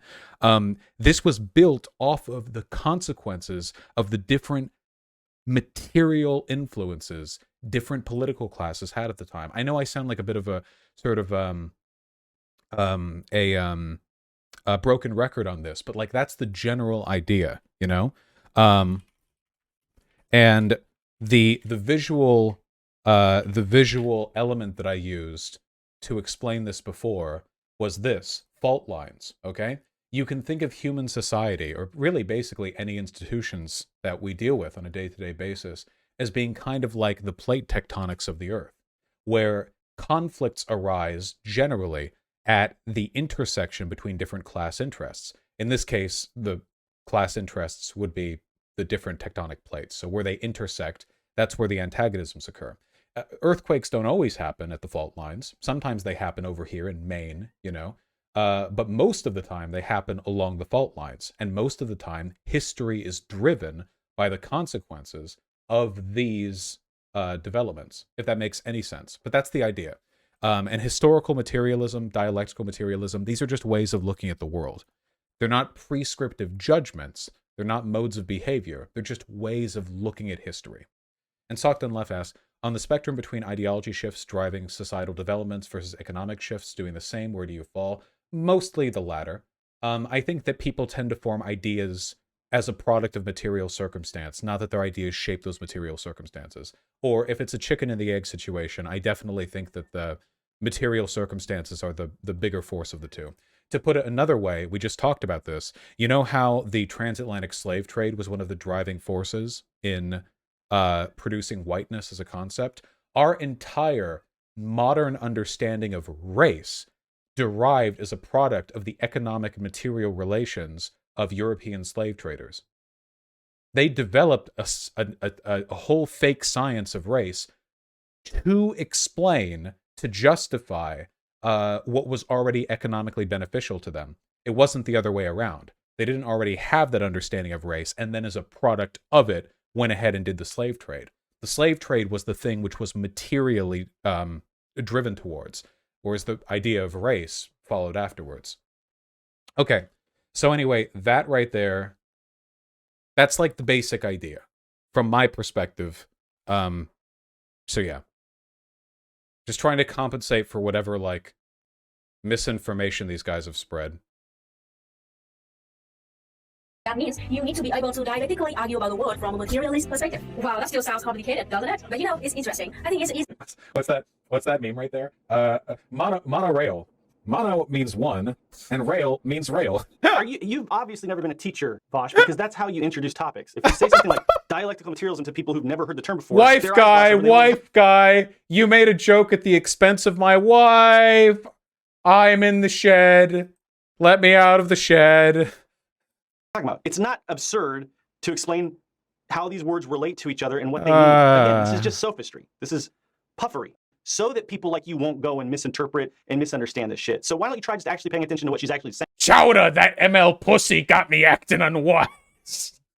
I know you think you're the smartest guy in the room, but she's actually making a point right now, especially people who aren't versed in dialectical materialism like you. I was the only person in the room at the time, except for my cats, so yeah. I'll take that one. I hope so. Does anyone have any questions? I don't want to nitpick the theory bit. I want to let her finish, and then I'll talk. Easier to understand in Vietnamese. In Vietnamese, we call dialectical materialism 主义是一个辩证. 辩证 is dialecticals, and it means arguing according to evidence. I think the Vietnamese version will help you understand the difference. Okay, so again, arguing according to evidence has nothing to do with dialectical materialism. That's just empiricism. The idea that we should form information based on evidence we can derive from our senses in the world. Between Hegel's dialectical idealism and Marx's dialectical materialism, because Marx and Engels believe in using movable material evidence to argue dialectically. That's very important for. No, it's not about material evidence. It's about material conditions. No. Yeah, I know it's not even empiricism. I'm trying to strike somewhere close. Empiricism, the theory that all knowledge is derived from sense experience, which I think is kind of what they're getting at, but they're pretty philosophically illiterate, so. No. What are you talking about? No. Okay? Hegel and people more aligned with Hegel and Marx had different understandings of how progress was made in the world. You see, listen, okay. I don't normally think that citing Google is a good place to go to when we're talking about Marxist theory, but Google agrees with me. The Marxist theory of dialectical materialism that political and historical events result from the conflict of social forces and are interpretable as a series of contradictions and their solutions, hence the dialectical bit. The conflict is believed to be caused by material needs or class interests. There, that's fine. Yeah, it has nothing to do with arguing from evidence. Yes, from Oxford Languages, yes, but yeah, Oxford is a Western source, I know. But like, yeah, that's fine. Vietnamese universities have this blocked on the Wi-Fi. Like, please, I know people are going to make fun of me for like deferring to Google on a theory-based thing, but I haven't been up until this point. I'm just pointing out that like, listen, if the Vietnamese government has their own definition for dialectical materialism that differs from the actual definition, that's fine. It's just a bad definition that they use, then, like, okay. They were both modernist philosophers, which meant that they believed that the human experience, the philosophy of the world, the nature of things, could be concretely explained in singular narrative ideologies. So once again, Vaush proves he has no idea what he's talking about. So this is, again... Is he really about to argue that Marx wasn't a modernist? Oh my god, wait. How deep does the depravity go? What did I say there? What did I say there that's even remotely arguable?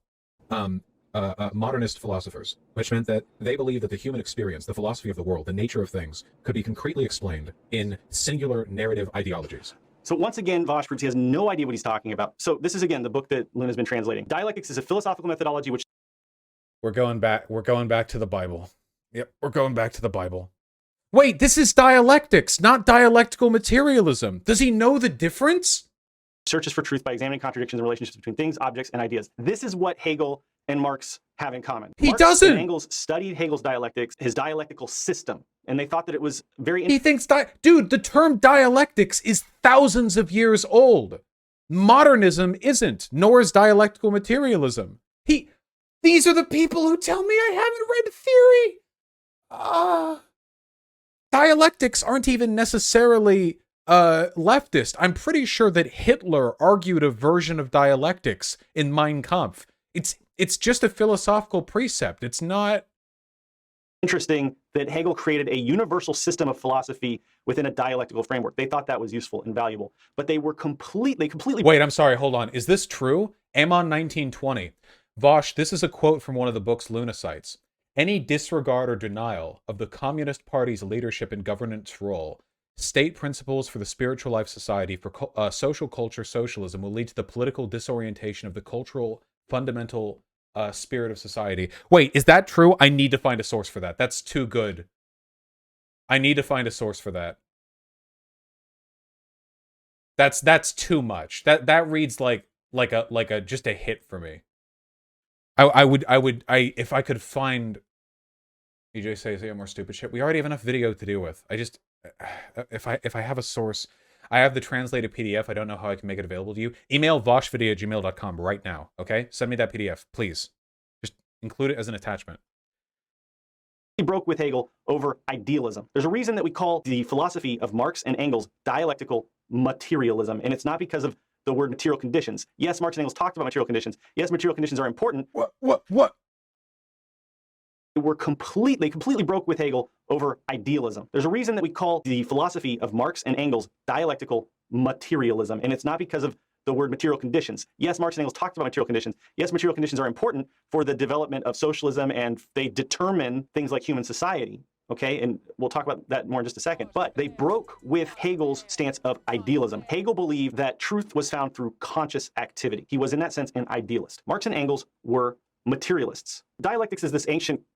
Why did you just throw that out idealist? Marx and Engels. Why did you say materialist and then throw this up there? Is the word materialism even present here? This page doesn't even include the word materialism. Why did you?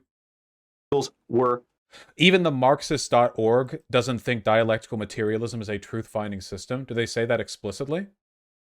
It says right here that dialectical materialism is a way of understanding reality, which is absolutely true. I don't see here where it says that explicitly. Yeah, I heard that Ben Burgess ended up agreeing with me. I mean, I guess it's not an ethical system. Dialectical materialism is not an ethical system. Nobody says that it is. I doubt that even their texts say that it is. It's just not. It's, again, this is like a religious doctrine to them. So it has to, like, explain absolutely everything. Materialists. Dialectics is this ancient classical philosophy that the Greeks used, this kind of framework for discovering truth. Hegel resurrected those ideas and formed them into this method of philosophical inquiry for German idealists. As Engels wrote in Socialism, Utopian, and Scientific, Hegel's work's greatest merit was the taking up again of dialectics as the highest form of reasoning. The old Greek. Wait, Vaush, I thought you said dialectical materialism is descriptive, not prescriptive, so it just explains the world as it is. It's a mode of analysis. Modes of analysis aren't assessed with regard to their truth value. They're assessed with regard to their utility. How much info, how much explanatory, useful information do we get out of looking at the world this way? This is one of the reasons why I'm very happy about my sociological education. You're taught to look at the same system through multiple modes of analysis to determine which produce the kinds of information and the amount of information that you're looking for. Greek philosophers were all born natural dialecticians, and Aristotle, the most encyclopedic of them, had already analyzed the most essential forms of dialectical thought. Hegel's great contribution to dialectics was to develop dialectics from a simple method of examining truth based on discourse into an organized, systematic model of nature and history. Marx and Engels strongly rejected Hegel's idealism as well as the strong influences of Christian theology in Hegel's work, but they also saw. What does any of this have to do?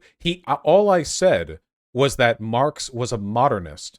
And he said wrong, and now he's reading about the history of dialectics. What does this have to do? Great potential in the system of dialectics. As Marx explained in Capital Volume 1, the mystification which dialectics suffers in Hegel's hands. Hegel was a mysticist, an idealist, a theologist, a fideist. This mystification by no means prevents him from being the first to present its general form of working in a comprehensive and conscious manner. Comprehensive is very important here. It means that it's a universal system of analysis. That's what.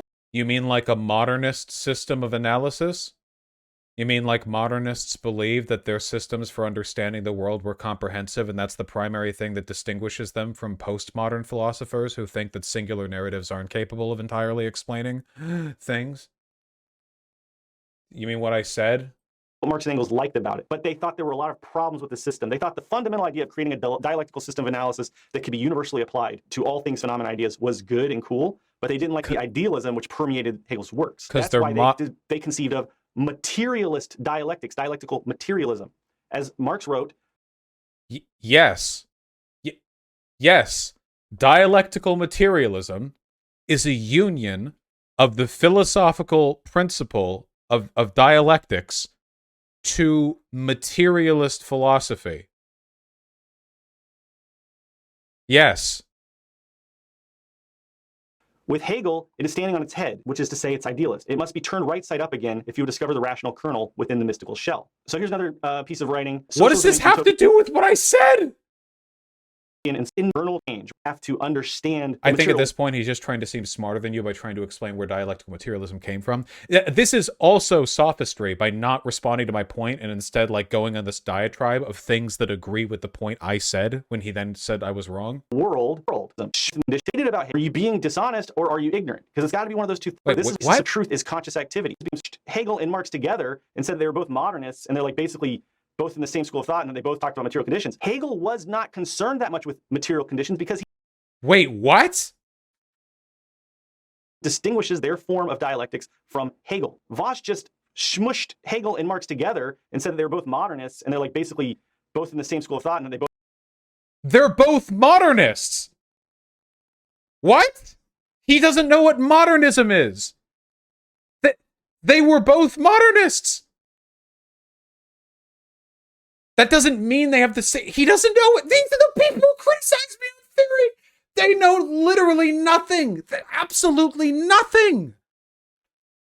They know nothing at all. They were modernists. Oh my God. Here, I'm sorry. We're doing Wikipedia. Holy shit. Modernism was like the shit back then. Everyone was a fucking modernist. Oh my God. Here. Marx. Oh, God, what did I just hit? What button? My stream still up? I hit like a hidden function key. Oh, shit. Okay, it looks like it's still up. All right. Marx, modernism. Understanding Marx, understanding modernism. Is Marx a modernist? Yes. Hegel, modernism. Hegel's modernism. From the University Press Scholarship Online. Yes. They're modernists. He doesn't know what modernism means. I think he heard like materialist or something. both talked about material conditions. Hegel was not concerned that much with material conditions because he was an idealist. Hegel's No whole shit. point was that the first basis of truth is conscious activity. The first basis of truth is reasoning within the human mind. This is what Engels and Marx hated about Hegel. Did you know that? And if you knew that, then why did you just present things the way in which you just did? As by saying they're both modernists? Guys, who in my community said this was a good video? You can't watch me anymore. You can't watch me anymore. This is insane. Google modernism. Are you being dishonest or are you ignorant? Because it's got to be one of those two things. Oh my everything you just said is God. wrong. The confidence. So this is one of the reasons why postmodern neo-Marxist is kind of a funny term, right? You know, Marx was very much a modernist. In fact, I think Marx would quite When did Luna ever say he wasn't a modernist? What's your point? I do. He's so fucking mad, dude. Holy shit. I'm just talking to my audience about modernism. He's like, hey, here's my cat, guys. What does this cat have to do with you insulting my wife? Modernism, by the way, and Marx did develop modernism quite a lot. One of the foundations of modernism is looking for material evidence for things. Ah! He doesn't know. He doesn't know what modernism is. It's developed modernism. What do you think? He invented the printing press? Modernism. Dude. My wife. He's working extra hard to get out of the cuck shed right now. Holy shit. Or maybe he's in bed and Luna's over at like the Vietnamese People's Bulls like academy where fucking bad undialectical white boys petition to have their fucking wives pleasured while they make asinine YouTube videos that demonstrate an utter absence of any knowledge on any subject. Holy shit. Modernism. Modernism. That's not Wikipedia. Oh wait, this Wikipedia article has nudity. That's cool, I guess. Philosophical movement. Oh wait, when I click on that, it just says philosophy. Modernism means a lot of things. Modernist philosophy. There, modern philosophy. A philosophy associated with modernity. 17th and early 20th centuries roughly marked the beginning and end of modern philosophy, postmodernity, modern Western philosophy, philosophy of mind, epistemology, metaphysics, the rationalist, you could just look this up. I'm gonna make my headache come back. Quite dislike postmodernism for a number of reasons. The idea behind dialectical materialism, reasons why postmodern neo-Marxist is kind of a funny term, right? You know, Marx was very much a modernist. In fact, I think Marx would quite dislike postmodernism for a number of reasons. The idea behind dialectical materialism is that the forces which move the world forward, which dictate history, human progress, are caused by the antagonisms which arise between different people's material conditions and class desires, or their This is it. He's finally going to respond to the definition of dialectical materialism. I can't wait for him to explain how I'm wrong. what's that term? Their class interests. Thank you. He's describing now historical materialism, which is rooted in dialectical materialism. So this is a semantic. Technically, I am talking about historical materialism, but historical materialism is just the application to history of the dialectical material analysis. This is like a semantic.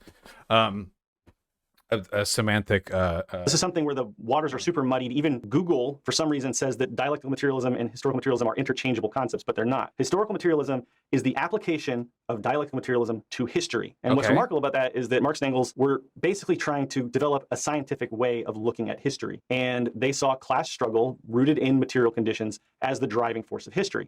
Because, as dialectical materialism dictates, the material determines the ideal. In that sense, the economic base, the structure, determines the superstructure. Things like our political forms. Okay, structure, superstructure is not the same as material determining concept, but okay. Our culture, our art, religion, et cetera, but those things also impact back on the material. That's the key point of dialectical materialism, is that the material determines the ideal, but the ideal also impacts the material. That's what breaks them. No, because Hegel also thought that. If your only definition for dialectical materialism is that material affects idea affects material, then that's everything. That's every reciprocating cultural, like, everyone believes that. Thoughts affect reality, affect thoughts. It's yeah, he was getting close for a second. Them from the pure empiricists and the positivists, and we'll talk about that more a little bit later. And that's what Luna's really talking about in this video, is the difference between Marxist dialectical materialism and mechanistic empiricist positivism, where, you know, the positivists and the empiricists believe that the material defines everything and that the ideal determines nothing, and that the only truth that can be sought is through what we observe with our senses. Marx actually saw that as a weakness of empiricism, because he believed that what happens in consciousness does matter because it can impact the material world, essentially, is what Marx was saying. And if Doesn't this explicitly contradict the stuff that he told me in the conversation? When he was talking with me, and in Luna Oi's video, they were saying dialectical materialism is when you look at the world with evidence, like it was a process, like it was a thing that you could do, like you could do dialectical materialism. And they said he used dialectical materialism to determine what was right or wrong. Now, right here, it's not perfect, but this is a good enough definition of dialectical materialism that I wouldn't get mad at chat for, like, typing it out, at least, you know? Then why? So is he just, like, covering his ass now? Because this is different from the definitions that he's provided elsewhere. Completely different. If you read Dialectics of Nature or Socialism, Utopian and Scientific, or Anti-Düring, you'll see that Marx and Engels, or Capital, Marx and Engels talked about this stuff all the time, extensively. They didn't just talk about historical materialism. Dialectical materialism was used in the analysis of capitalism in Das Kapital, which did draw from historical materialism, but historical materialism is a specific application of dialectical materialism to history. But Vaush here is talking about historical materialism as if that is what dialectical materialism is. It's not. So again, this is like massive semantics right now. This has nothing to do with the point at hand. Materialism is a specific kind of focused field of dialectical materialist philosophy to history. I don't know how else to say it. If he doesn't know that, it's because he hasn't studied this stuff deeply enough to know the difference between dialectical materialism and historical materialism, which is based on dialectical materialism. It's as simple as that. There's a critical, the idea here essentially is a rejection of the old idealists, you know, who believe that the human condition, the human spirit, human society, whatever, advance through a kind of ideological debate where you have. Okay, by the way, I got the email, the introduction to the basic principles of Marxist-Leninism, but the translated version isn't opening. I can see the untranslated version, which I can read, but choose not to. but I can't open the translated version. It's just white pages. Have concepts which are refined through antagonisms that arise in the conflict between different variants of an idea, right? But what Marx said was, actually, that's gay and stupid and dumb and bullshit, okay? In reality, ideas aren't what drive things forward. In reality, it's material conditions. People, societies even, aren't really motivated by ideas. Let me make this very simple for you, Vaush. You're describing historical materialism, which is a specific application of dialectical materialism. So it's confusing. He's so smug right now about distinguishing between two concepts that are so similar that Google uses them interchangeably. This is meaningless. You when Luna talks about the much more broad and universal aspects of dialectical materialism, which you're not familiar with. So what Luna... So, no, I described dialectical materialism, but Luna's version of dialectical materialism was using evidence to arrive at conclusions. Dialectical materialism leads me to think you shouldn't be so goddamn smug about all of this. Let's take America.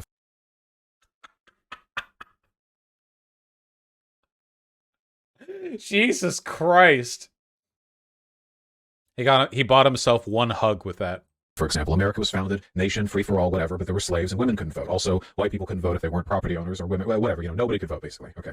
So, now, some people argue, well, ideologically, we arrive at a dialectical resolution when we pass the Civil Rights Act, when we allow women to vote, et cetera, because these conflicting ideas, they challenge one another, so on. See, he thinks that dialectics just means things conflicting with each other, but it doesn't. Oh my God.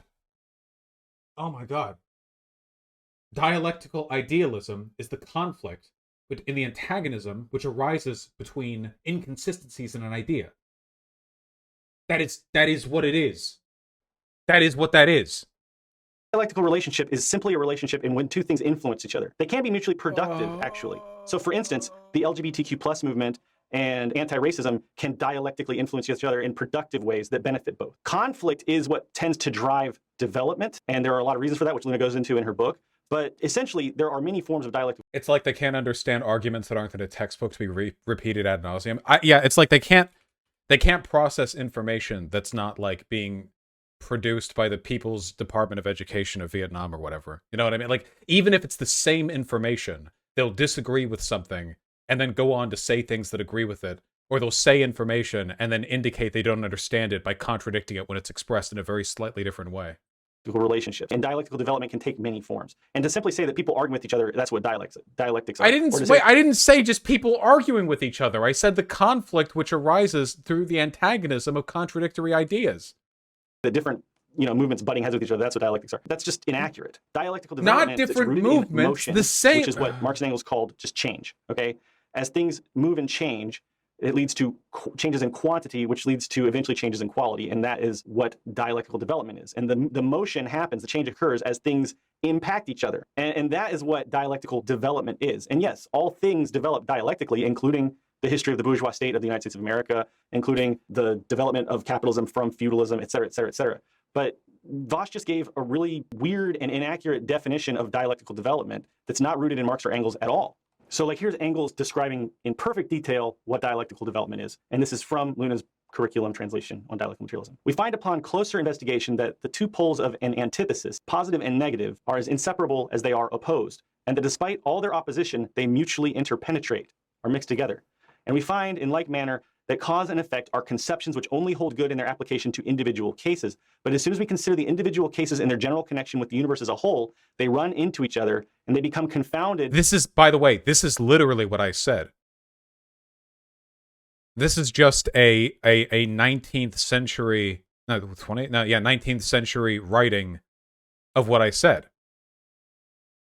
When we contemplate that universal action and reaction in which cause and effects are eternally changing places, so that what is effect here and now will be cause here and then, and vice versa. So Engels is explaining, I'll just read the annotation, that since all things, phenomena, and ideas are relationally linked Engels and was interrelated, inspired by me. the mutual impacts and processes of development which lead to change, the reasons and results which transpire between all things, phenomena, and ideas, are all linked and interrelated. In addition, what we see as the result is also the reason for some future result. Didn't I explicitly say dialectical idealism as opposed to just dialectics? Basically, okay. So, now, some people argue, well, ideologically, we arrive at a dialectical resolution when we pass the Civil Rights Act, when we allow... Yes! Ideologically! Idealism! I wasn't just talking about dialectics. I was talking about dialectic idealism. Dialectics as a concept is this massive fucking broad shit, not just Hegelian. This is a summary of the Hegelian. I shouldn't have even given him that. I wasn't listening. I said idealistically. And externally. As a human being, you're defined by the relationships between your consciousness and your body in the book. That when we passed the Civil Rights Act, when we allowed women to vote, et cetera, because these conflicting ideas, they challenge one another, so on. But if you look at things, I disagree strongly. If you take a look, for example, at the abolition of slavery, one of the big things there is the core question: why was the South so inured with slavery when the North wasn't? And to me, the answer is economics. Okay, it's not because the North was more ideologically developed; it's because the South was less economically developed. They still relied on plantations and cotton picking. So to them, they had to come up with ideological justifications for the material state of things. You understand? Okay, let me try to follow this. Vaush is saying that some people say I would love to see him argue against this. That dialectical development is rooted in arguing between ideas, which is not what Luna said. Dialectical idealism is about resolving the antagonism within an idea as its internal contradictions cause conflict. That's idealism. In fact, it's been a long time since Luna said anything, so let's go back real quick and look at the last thing Luna said. So they took the ideas of Hegel and Feuerbach and developed them to create their system of understanding the world, which we call dialectical materialism. So in order to understand Marxism and Leninism, you have to learn how to examine the world's perspective. You need to be able to understand the world from a materialist perspective, right? Argue about the world from a materialist perspective. That does not contradict historical materialism. That does not contradict anything that Vaush just said about material conditions being prerequisites for ideology, or being the driving force of ideology. It doesn't contradict it at all. Okay. What? Luna never said that dialectical development is about ideas. Dialectical idealism is, yeah. What is he talking about? I want to see him explain how my example of dialectical materialism is bad. With each other. That's development of societies, which is what Marx said in historical materialism, which is world, and Marxism, which Marx and Engels also broke. I saw people in my Reddit saying that EJ had good points on philosophy that I messed up. I have no idea. I have not cracked down on you people hard enough, okay? Holy shit. I would rather have fucking Ben Shapiro fans, okay, than people who are fans of shit like this, because at least Ben Shapiro fans are distinct and know they are and express that they are, as opposed to people like this who delude themselves into believing that they're actually on the left and are so insufferably wrong. From Marx and Engels also recognized that we could consciously impact the material world, and that's crucial. Because from the real world. No, just no.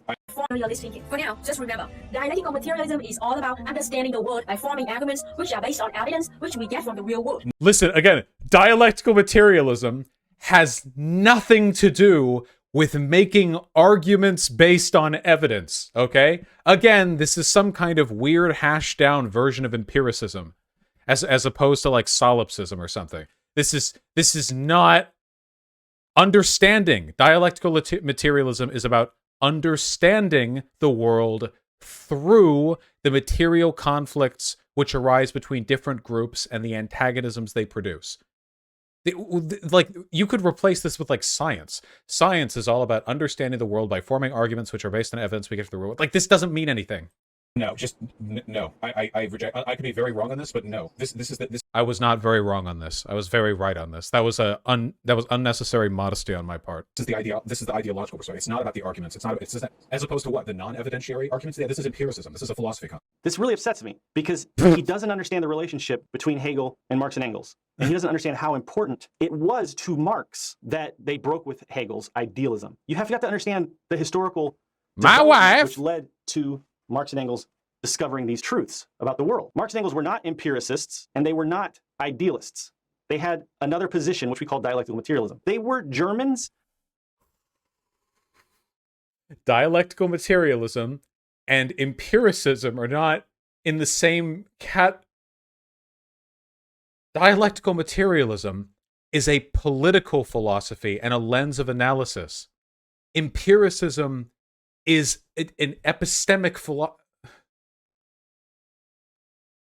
They're not in the same category. They're not the same thing. They're not mutually exclusive. That were living in the shadow of Hegel. Hegel was monumentally influential in Germany with the German ideal. This is just like critical race theory with the conservatives. This does give the same vibes as like James Lindsay talking about how critical race theory is like a neo-Marxist plot to destroy Western University or whatever. Vaush, you have to admit at least virtue ethics is better than whatever non-compete believes. Anything and everything is better than this, okay? Please, God, give me virtue ethicists, give me deontologists, give me divine command theorists, okay? Give me anything but this. Holy shit. Idealists.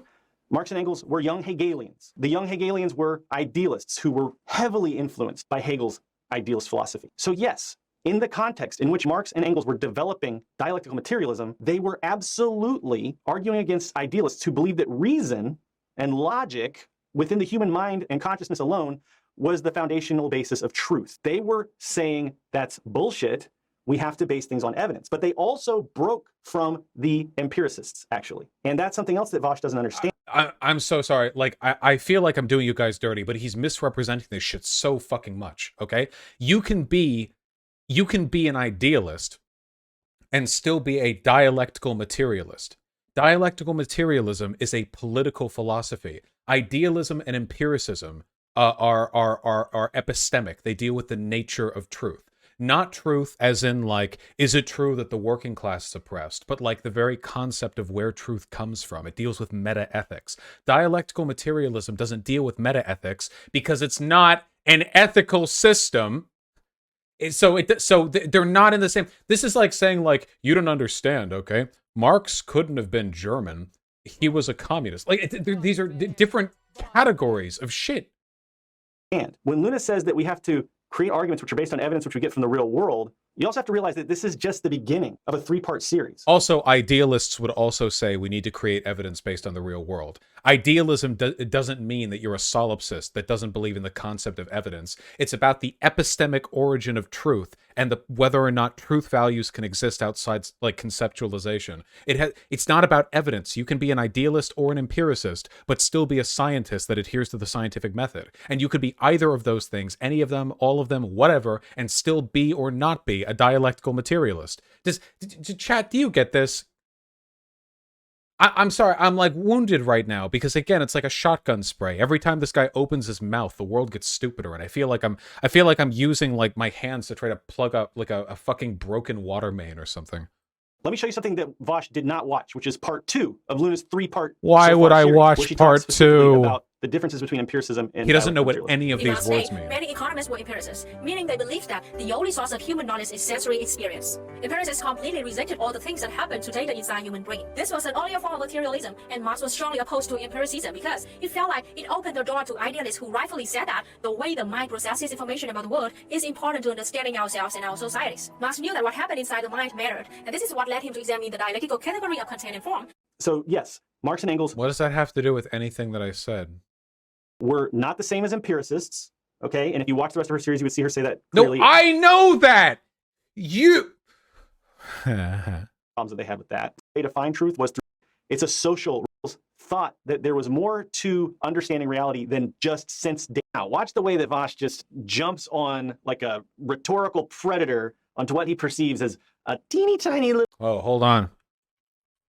When NonCompete starts talking about, you know, being a predator, we got to take him seriously because he's something of an expert on the subject. Adults can molest children and it has a positive outcome. So clearly he's got, you know, he's got levels of intuition and experience in this field. He said that? Yeah, he said that. That's true. He did say that. That is true. Little weakness in the semantics of how Luna is about to word a sentence. No class is more important or powerful than any other class, and no race is... There's no class. Wait, if there's no class, then there is no class is any more powerful than any other class. This is one of the most asinine and ridiculous, sophistic non-points in the entire 2-hour stream. That's her point, Vaush. By definition, when there's no economic class that dominates any other economic class and everyone's equal, right? There's no class. What do you really... No? No class means no class, not all the classes are equal. Those do not mean the same thing. There's a very big difference between a society that does not have a concept of race and a society that does, but all the races are held equally. There are massive differences between those things. In fact, I think that's a pretty illustrative example because you guys have to understand, right? There is a big difference conceptually between a society with no race, like literally no concept of race, and a society which simply has racial equality. Those are very different things, aren't they? The racial equality thing, I mean, don't get me wrong, racial equality is good, you know, it's preferable to the alternative, but there's still race. Race still has an influence. There will still be racists. There will still be people who individually abuse angular advantages ascribed to one's race. You can have a society that is racially equal but still have hate crimes because racial equality is an aggregate. Even if a society is racially equal, that doesn't mean there aren't individual instances of race being used to hurt people. And how do you determine racial equality? If you're to go by income or whatever, Jewish people in America are doing fine, but they get more hate crimes than any other group in this country. So how do you determine that? This is why it's not sufficient to me to simply be a gender egalitarian. I'm a gender abolitionist. I'm not a race egalitarian. I'm a racial abolitionist. And if you have the audacity to call yourself a fucking communist, Luna Oi, then you should not simply be advocating for class equality. Jesus. I remember when communism was considered a revolutionary ideology. Jesus. This is not semantic at all. What do you think she's saying? What do you think she's saying? This is so ridiculous. This is sophistry. Everything she makes perfect sense. Everything she said makes perfect sense. You're trying to build, under socialism, the goal is to build a society in which everyone is equal, in which no class dominates any other class. No! Classless! No! There shouldn't be a class! Under communism, in a Marxian sense, there should be no class. There should be absolutely no distinction between groups relative to the means of production. It should be completely flatlined. There should be, if there is a class, there should be one, and it's everyone. What is this revisionist horseshit? These are the people who tell me I need to read theory. This is revisionism. The idea that communism is when the classes are equal is the most bougie, champagne socialist, revisionist horseshit I've ever heard. It sounds like a fucking neoliberal op, like the fucking World Bank is puppeting you. What the fuck is wrong with you? Jesus Christ. Oh yeah, dude, we have communism in Sweden. Our classes are equal. We have strong unions. Fuck off. Counter-revolutionary liberal fuckwits. And therefore, there is no class. That makes perfect sense. Maybe you don't like the way she phrased it, but come on. You have to know what she meant. This is just such a non-point. What are you talking about? This is literally, all animals are equal, but some animals are more equal. No, it's not. You are so full of shit. This Mad. is exactly the kind of sophistry that was described No wife in that pussy. description of Stephen Wussy. Douglas. Where's the wussy? You're very skilled at looking for any weakness in a specific individual statement and then laser focusing in on that and picking that apart. In this case, literally just the semantic. Remember when he spent 15 minutes because I used historical materialism and dialectical materialism interchangeably, even though they're so ubiquitous that Google uses them interchangeably? He spent 15 minutes of the video on that. I remember. Of a sentence that she put together without trying to understand what's actually being said or the broader points that are being made. This is sophistry. It is rhetorical trickery. It makes Vaush look so smart, like he really knows what he's talking about. And he's so shit, this guy agrees with the Nazis, right? He's about to call me a Jewish trickster. We'll skip over that part. But it probably happened in the past 30 seconds I just skipped. Is a situation in which there's not one class that dominates other classes. In that sense, there's one economic class. That's the goal of communism. So what are you talking about? A classless society where none of the classes have more powerful than the other ones. What are you talking about? Hey, if we ever invent time travel, I'm going to go back in time and go learn German, and I'm going to go up to Marx, and I'm going to go, hey, we did it. We achieved communism. All the classes, they're all equal. And he's going to be like, the classes are equal. Yeah, I'm going to be like, yeah, both of them, the bourgeois and the proletariat, they're both equally powerful.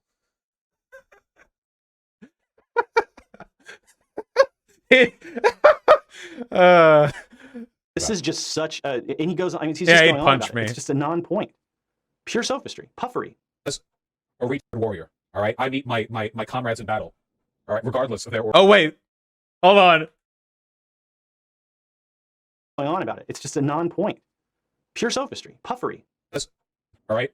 Now, I want to point out that Vaush uses the R slur several times during the stream, which I just find detestable as a disabled person, as somebody who's well aware of the multiple forms of genocide that disabled people are facing right now. That's really just kind of an aside. I find it despicable, but whatever. That's really just Literally married to a person who justifies the state like executing anarchists, makes up stories about how it's acceptable, then lies about it later, and writes off civil rights movements as color revolutions. Yeah, I don't fucking care. These people are the most selective crybullies in the universe. Also, as a disabled person, I'll meet you in the forests, fellow Ronin. Better prepare. an aside that I have to make, okay? Because I just think it's disgusting. So I just have to throw that out there. According to Landon, matter is a philosophical category denoting objective reality, which is given to man in his sensations, and which is copied, photographed, and reflected by our sensations, while existing independently of them. Under this philosophical viewpoint, the most common attribute of all forms of matter is objective existence. It means Chat, I'm not a philosopher. Isn't she literally just talking about empiricism right now? No, she's not talking about empiricism, Vaush. You're not a philosopher because you haven't read any of the basic, most fundamental texts of Marx and Engels, which she's referencing. They were anti-empiricists. They were anti-positivists. I've explained all of this. You literally don't know what you're talking about. And now you've got... The only thing he's establishing here is that Luna Oi managed to arrive at a definition which is neither dialectical materialism or empiricism. your chat thinking that she's saying something that she's not saying. What Marx believed is that there is an objective existence. There is a world outside of us. That's why I was asking, by the way, because I know Luna's a dumb fuck. So when I ask, is she trying to describe empiricism? Like, I know she's not doing a good job.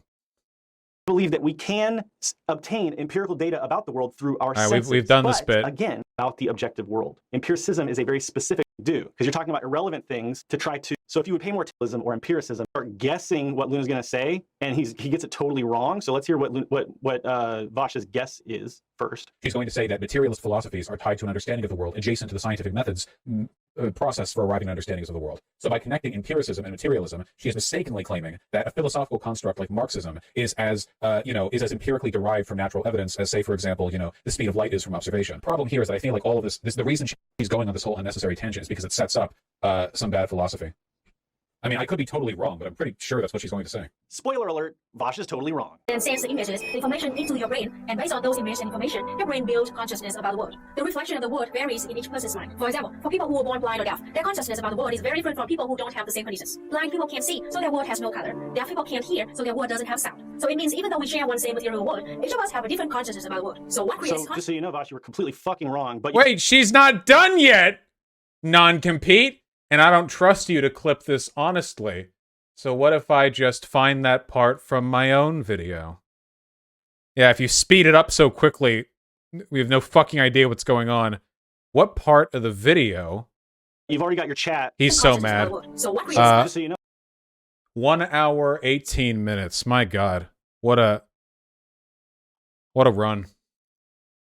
origin of consciousness? Must believe Wow! There was a version of this video that had high quality audio before you fucking ruined it for some reason?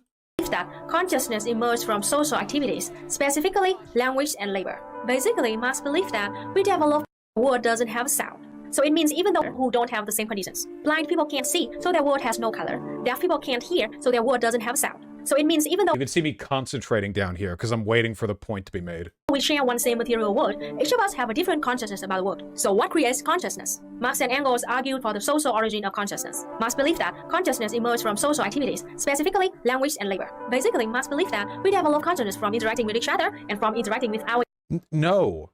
No, hold on.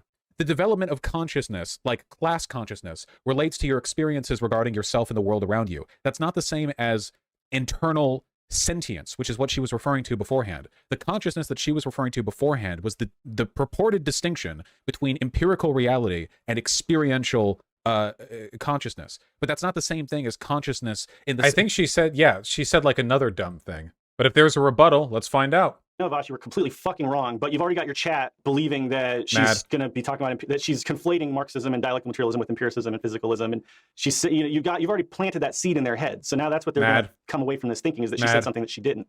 Classic example of sophistry and rhetorical trickery. She it's sophistry to take a guess at what a person's going to say. Okay, she said something that you could not possibly fucking argue with. How are you going to counter that?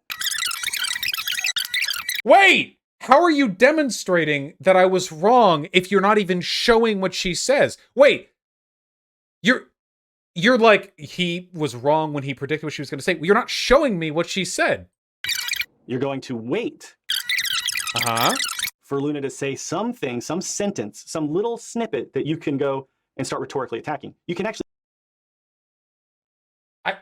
It's sophistry to let the person talk and then to respond to a point. You're gonna... How dishonest of you, Vaush.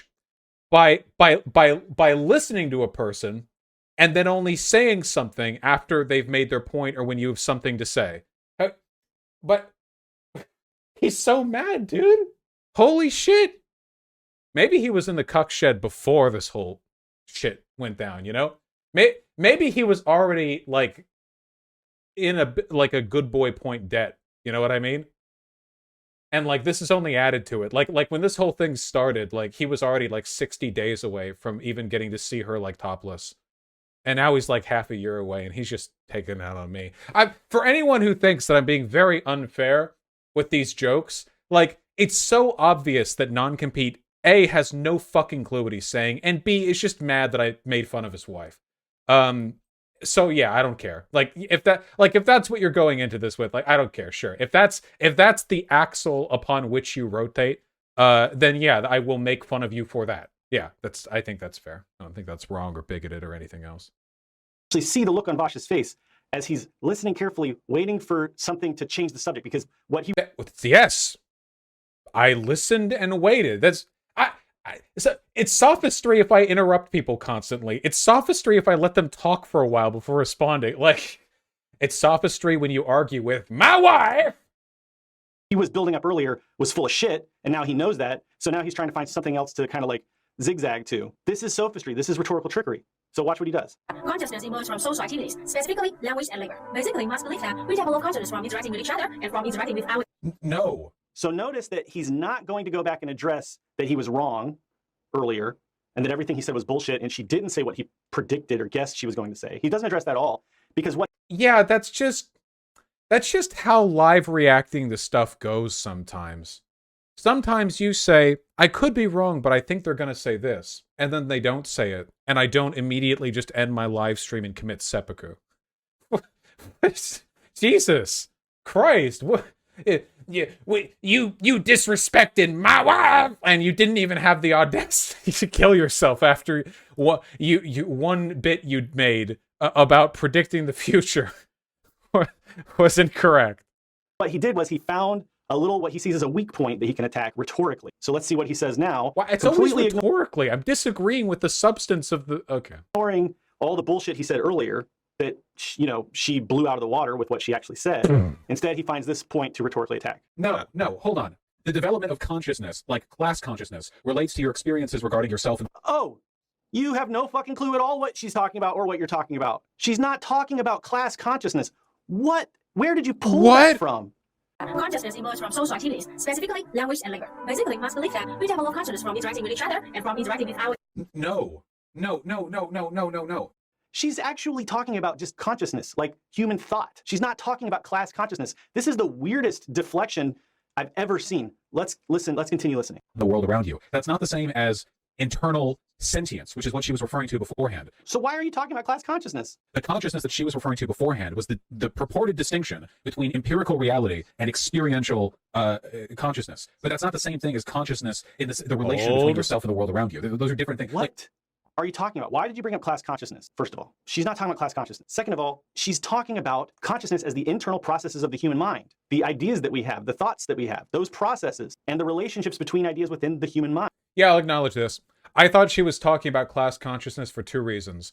First of all, class consciousness is the mechanism by which people act in favor of their material interests in a Marxian sense, which is what drives them to agitate along the lines that they do in a dialectical materialist framework. Because the video was on dialectical materialism, I did mistakenly assume that by consciousness, they were referring to class consciousness. And secondly, because almost everything Luna Oi had said was wrong up to that point, and she was constantly conflating between dialectical materialism, a lens of analysis, and epistemic truth forms in empiricism or idealism, I thought it was safe to assume that she was being wrong again. Which, to be fair, She is, just not in the way that I thought. You know what I mean? What happened here is I was served a dish from an aspiring chef, and the aspiring chef has a very severe head injury. And I you know, it's like a soup. I take a sip of the soup, you know what I mean? And it tastes like ass, you know? And I'm trying to like guess why. Like, too much of this ingredient, you burnt this, like you added too much of that, you know? And I got it wrong. I acknowledge that, you know. My guess was that too much shoe leather was included, when the truth was that Luna urinated into the soup when it was being cooked. So I acknowledge that my assessment of the degree to which this has been fucked up is wrong. But I maintain the broader criticism. She is, though, the book does use conscious interchangeably for both human capability and the social phenomena. Well, that's my argument.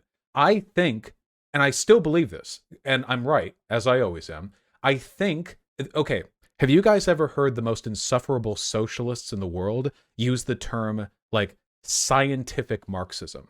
Or like the science of Marxism-Leninism, okay?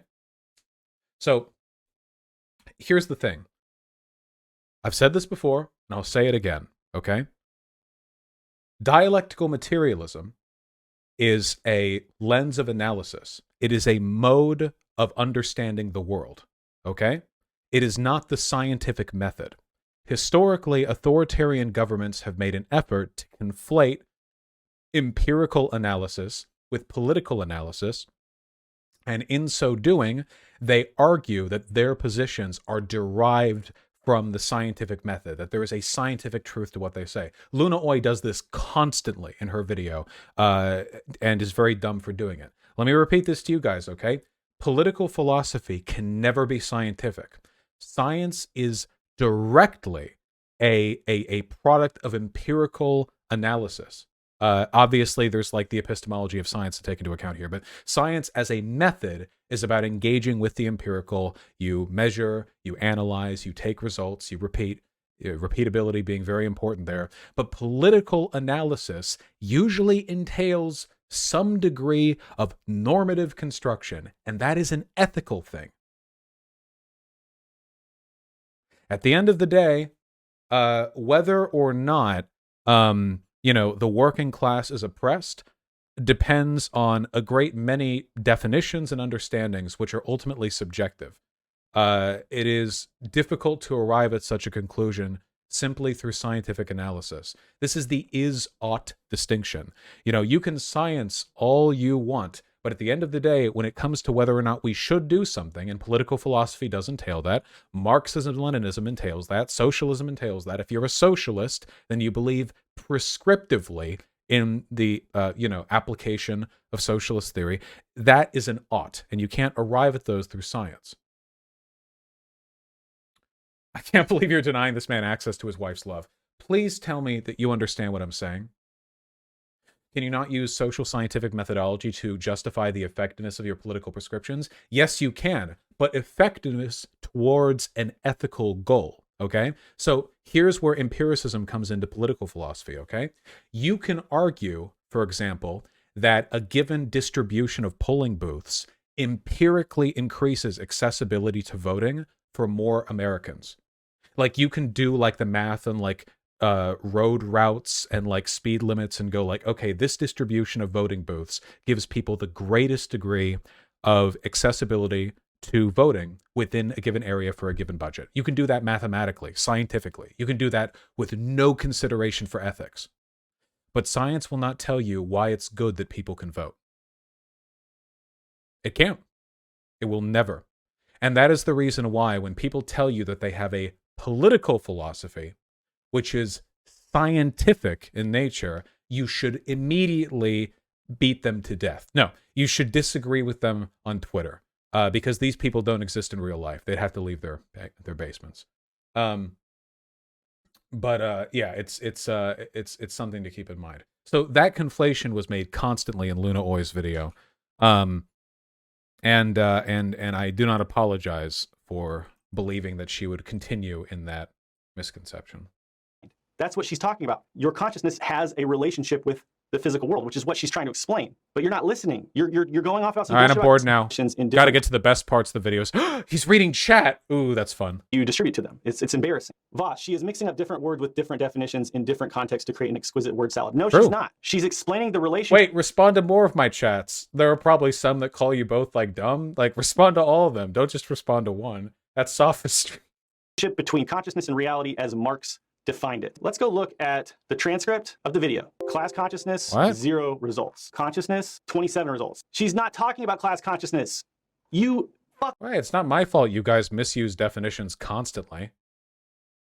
Skip ahead to what I think is the most unnerving example of Vaush clearly not paying attention to what's being said. And this is what I'm probably going to end on here with the viewing. I also don't agree with people who believe Stalin did nothing wrong, because it's so obvious that he did many things wrong, including cheating Ho Chi Minh badly. He thought Ho Chi Minh was a spy from a capitalist country and didn't believe Vietnam could win against France. And Stalin refused to support Vietnam, which obviously pisses me off.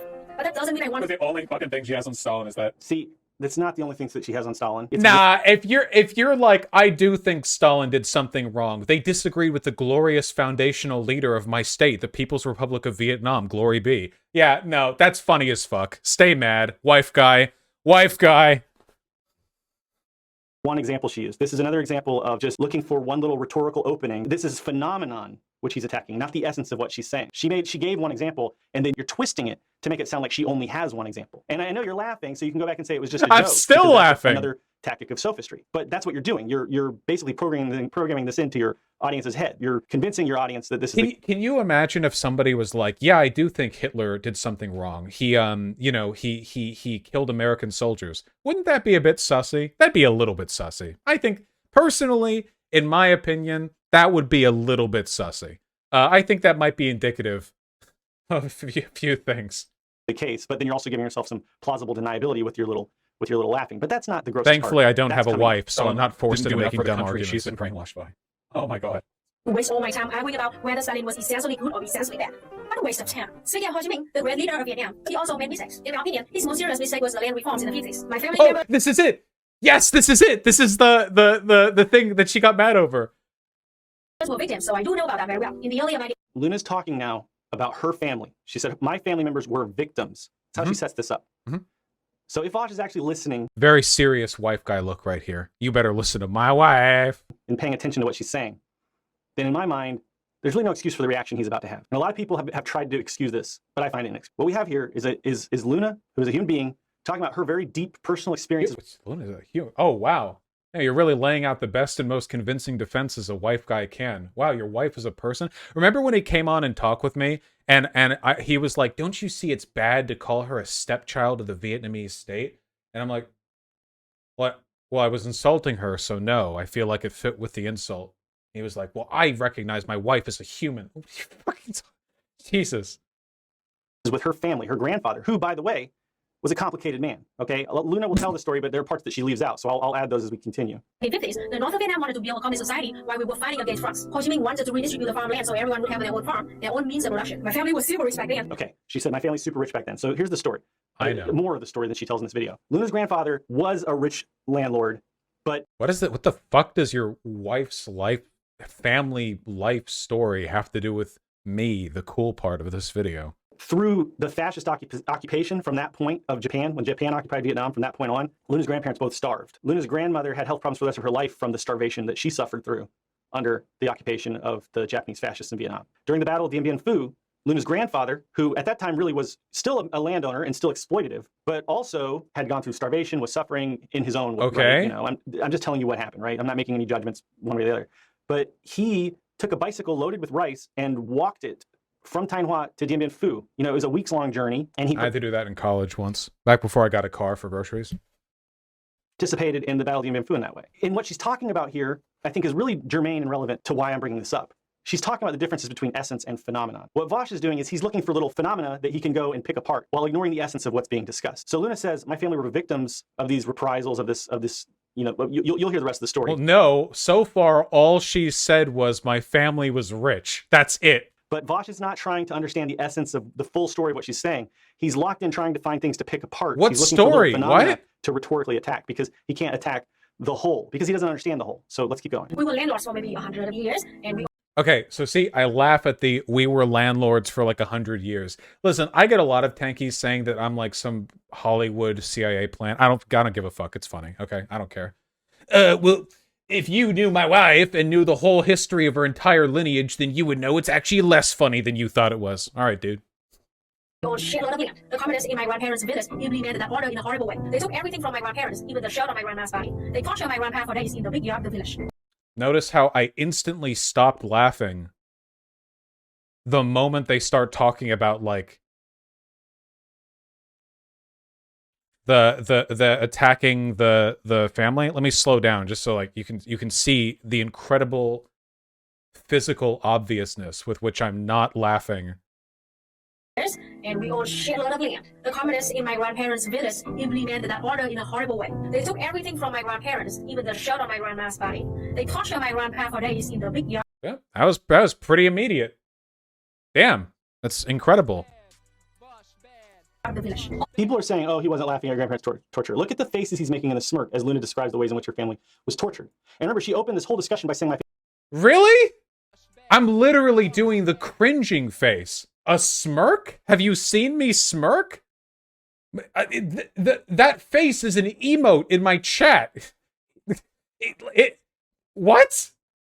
my family were victims. Anyone who's trying to listen in good faith would be like, okay, they're victims. How are they victims? Let's hear this story. But he's just going into it in like the most shitty bad faith take because everything's a joke to him. He's not taking this seriously at all. And look at the faces he pulls. Means of production. My family was super rich back then. We were landlords for maybe 100 years, and we owned shitload of land. The communists in my grandparents' village implemented that order in a horrible way. They took everything from my grandparents, even the shirt on my grandma's body. They tortured my grandpa for days in the big yard of the village. Like a concerned expression. This is like the objective definition of a concerned expression. The reason why you can see the traces of a smile on the edges of my face is because 2 seconds ago I was laughing. That's it. Like, if you really want to start analyzing facial expressions like this, like, you can read whatever the fuck you want into it. Like, if you're this obsessed with finding a victim... The reason he's saying this, by the way, is because Luna Oi's original claim was that I laughed at her grandparents being tortured, when the opposite is objectively true. And now, because Non-Compete is a wife guy trying to crawl back into his wife's hole, he has to find a way to, like, put this in, you know?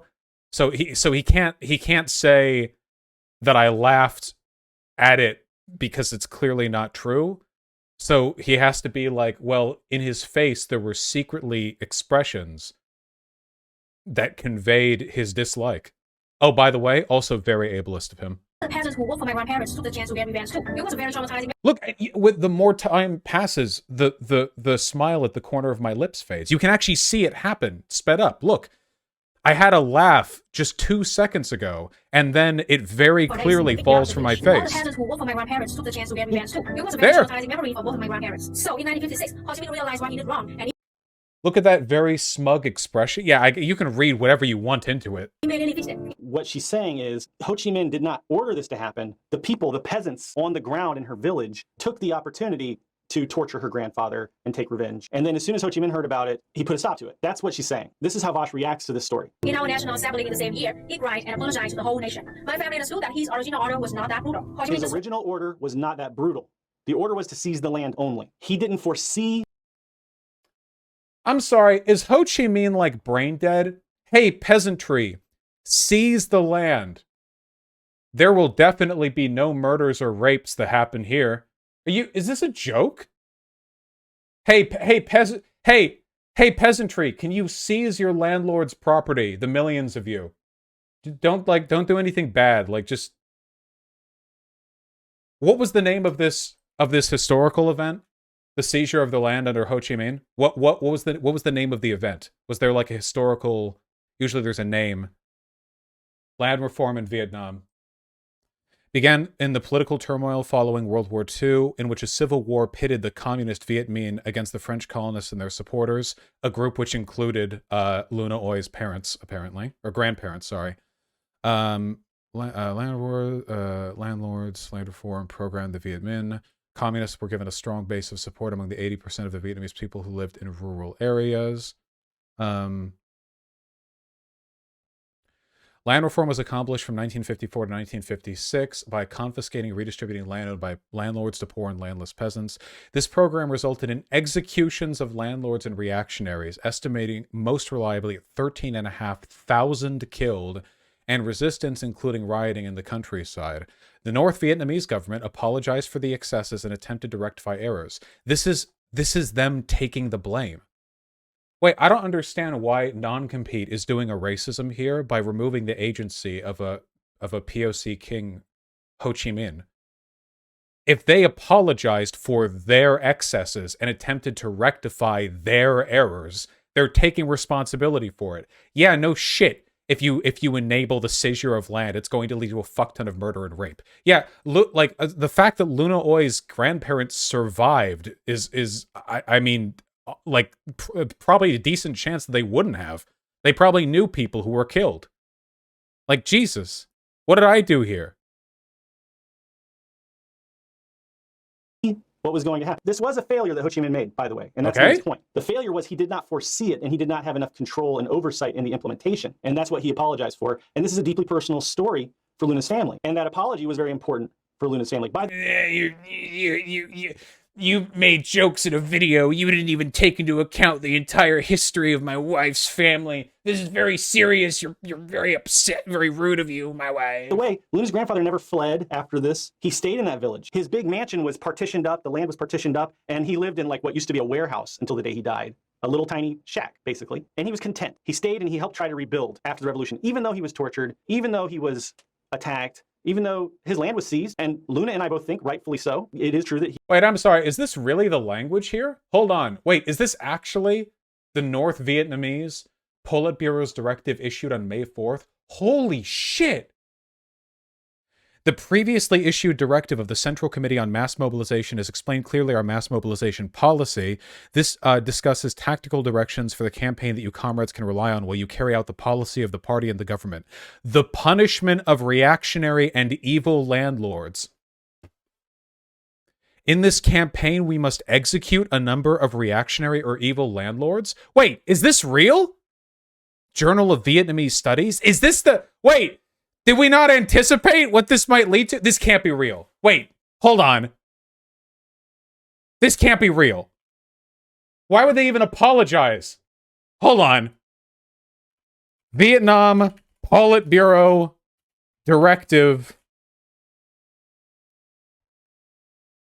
The Politburo of the Communist Party of Vietnam.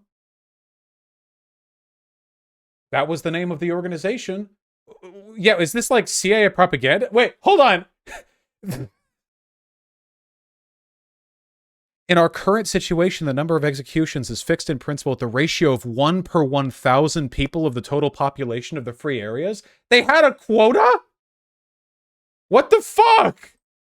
Yeah, this is what's coming up. Wait, is this really real? I'm trying to find any evidence of this not. The Central Mass Mobilization Committee of the Communist Party of Vietnam is an advisory body to the Central Committee and directly subordinate to the Politburo, which at the time Ho Chi Minh would have headed, I think.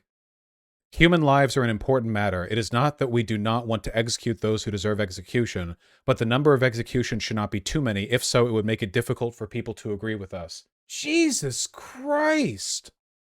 Then what was Ho Chi Minh apologizing for? I don't think this is faked. They went over quota? That must have been it. They went over quota. What was the population of Vietnam at the time? If they killed 13,500 and they 1 in 1,000... Hold on. Vietnam population, which is 1950. Rough estimate. No, it was 28 million back then.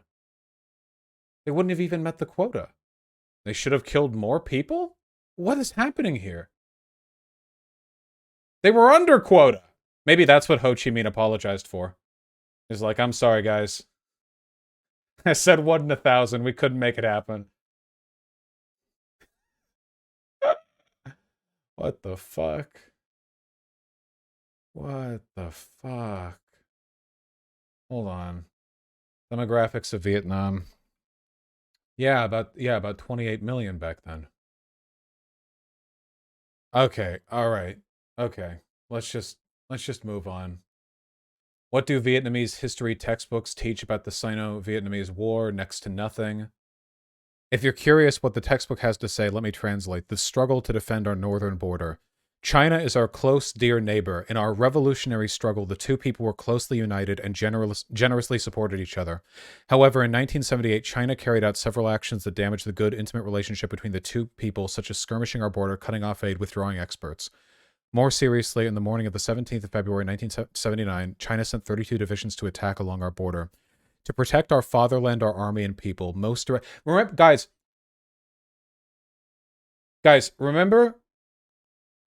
remember when I said that the state propaganda we have in America is nothing compared to some of these countries? Jesus Christ. Most directly, the army and people of the 6 border provinces stood up and fought. Our people valiantly fight for independence and freedom, together with strong domestic as well as international anti-war movement, forced China to withdraw all forces from our homeland starting on the 5th of March, 1979. That's it, I guess. But they fought for years. But they can't acknowledge it. Oh, sorry, it was 1 in 1,000 landlords, not 1 in 1,000 people. Okay, then they probably did go way over quota. It was an exploitative relationship. It is good that they seized that land. We don't think that it's good that he got tortured, but regardless, he stuck around and he helped try to build socialism afterwards. Okay, so this is a very important, personal, traumatic story. Luna loved her grandfather. He was a real human being. And instead of engaging in this on any... Why do they keep doing this? What is this cuck shit? They were real human... Yeah? And? kind of human level, this is Vaush's reaction. Wanted to take the land of rich people and give it to poor people, so everybody could have equal divisions of land. He did a YouTuber, Vaush. He's so focused on his chat. I'm going to let this play now because I'm going to let this play. So disgusting to me. He's focused on his YouTube chat and the little jokes that they're making. Lowercase. I'm sorry. No apostrophe between the I and the O. And in this, he's wait. Let the joke play out. I'm funny. Losing sight of the essence of the story, which is that Ho Chi Minh did not order the torture. He's doing this really great. They did order the mass execution. I guess if you tell a bunch of peasants to kill like a few landlords, you're not technically telling them to torture them. Okay. Great combination of just being a sick asshole who's responding to Luna's personal story about her family's actual suffering. This is what I mean about the ultimate wife guy thing. There is something inherently funny about the concept of Ho Chi Minh apologizing to the nation because land reforms led to the death of a bunch of people. He's like, oops, my bad. But Non-Compete is so desperate for the wussy. He's so desperate to see Luna Oi's ass bare again that he's like, and Vaush was talking over her personal tragic family story. It is such an incredibly cucked, overly emotional, and dare I say, sophistry, like behavior. It's ridiculous. It is really funny. The Viet pussy do be hitting different. Yeah, the Viet cussy, right? The Viet Cong, right? If we're going with Ho Chi Minh thought here. It is insane. It is unimaginable. Yeah, I don't know. Like, originally, when people called Non-Compete a sex pat, I thought that was really uncharitable, but my willingness to engage in charitability is being depleted rapidly. Unlike the contents of Non-Compete's balls as he goes multiple months without any sex. And, like, I don't know, man. His politics really just do seem to be, like, dogged, just completely uncritical, brainless defense of Luna Oi's nationalism. I feel like making fun of Non-Compete here. Like I feel like I'm just making fun of like a shell or like a paper, like company. You know what I mean? Like one of those like fake companies they make sometimes to absorb lawsuits.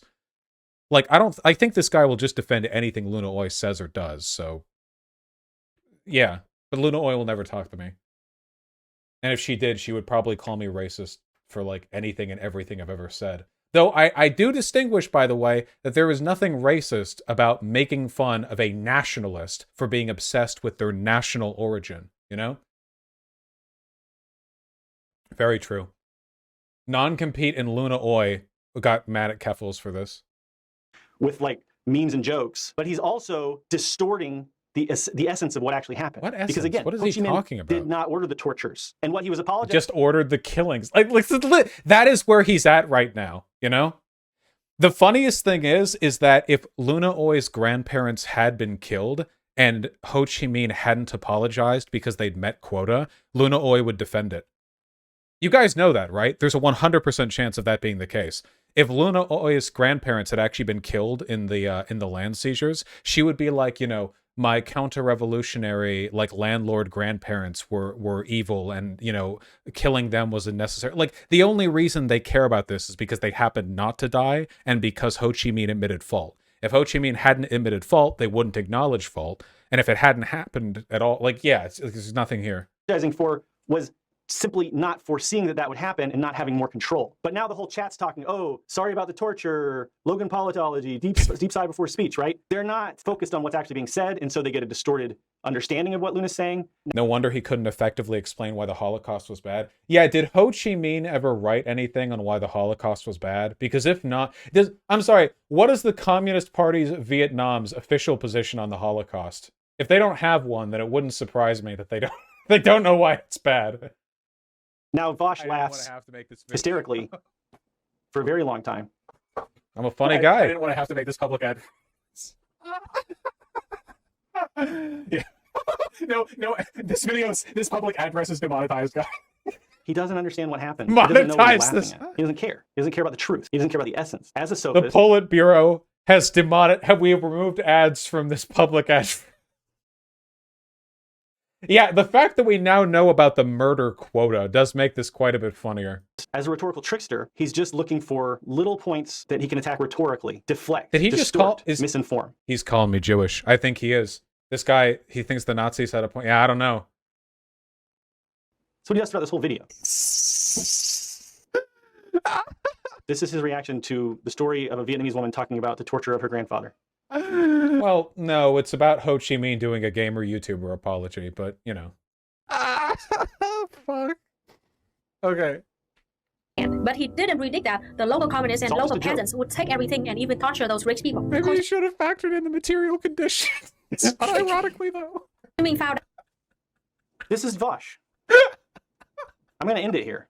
That's true. Again, he runs away when he has no response. Wait, believing that literally though, believing that the peasantry wouldn't inflict additional violence against their landlords during a land reform after like hundreds of years of oppression is literally not taking material conditions into account. That's a joke, but it's true. It's just funny that it's true, you know? Damn, if only I'd been around back then, I could have taught Ho Chi Minh some shit, you know? This is a line in the sand for me, and Vaush crossed it, okay? This is disgusting. This is what Vaush thinks of people who actually lived through these experiences. For Luna, this is all not a hypothetical. Vietnam is the place she was born in. She has videos about growing up under the U.S. embargoes. Literally, it's just nationalism. It's just my wife's my country. What? Stop it. Growing up under imperialism. My country, Vietnam, she has mass executions. Nazi Germany get mass executions. My country, she get oppressive government. Nazi Germany, she get oppressive government. Vietnam gets Ho Chi Minh gamer apology. Nazi Germany, Hitler dead in bunker. Very nice.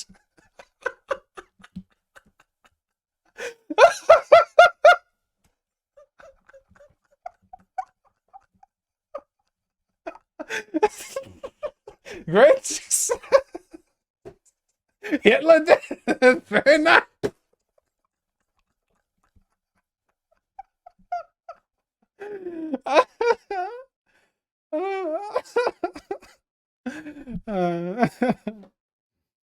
Regardless of whether you think Vietnam is on the right track or not, Luna's a human being, and why is he when she shares saying stories like that? this, deserves a basic modicum of decency and respect. This whole video, this whole reaction stream that Vaush did was disrespectful, dishonest, and demonstrated disrespectful.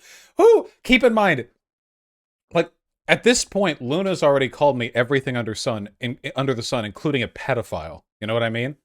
Like it. Like this is the. Oh God. You guys get this. You understand. Yeah, don't they know that I'm a human being? Seriously. lack of any awareness or understanding or knowledge of the things that are being discussed. The entire video goes along these lines. But I've shown you several examples of Vaush distorting the information, putting words in. Does he think I'm not a human being?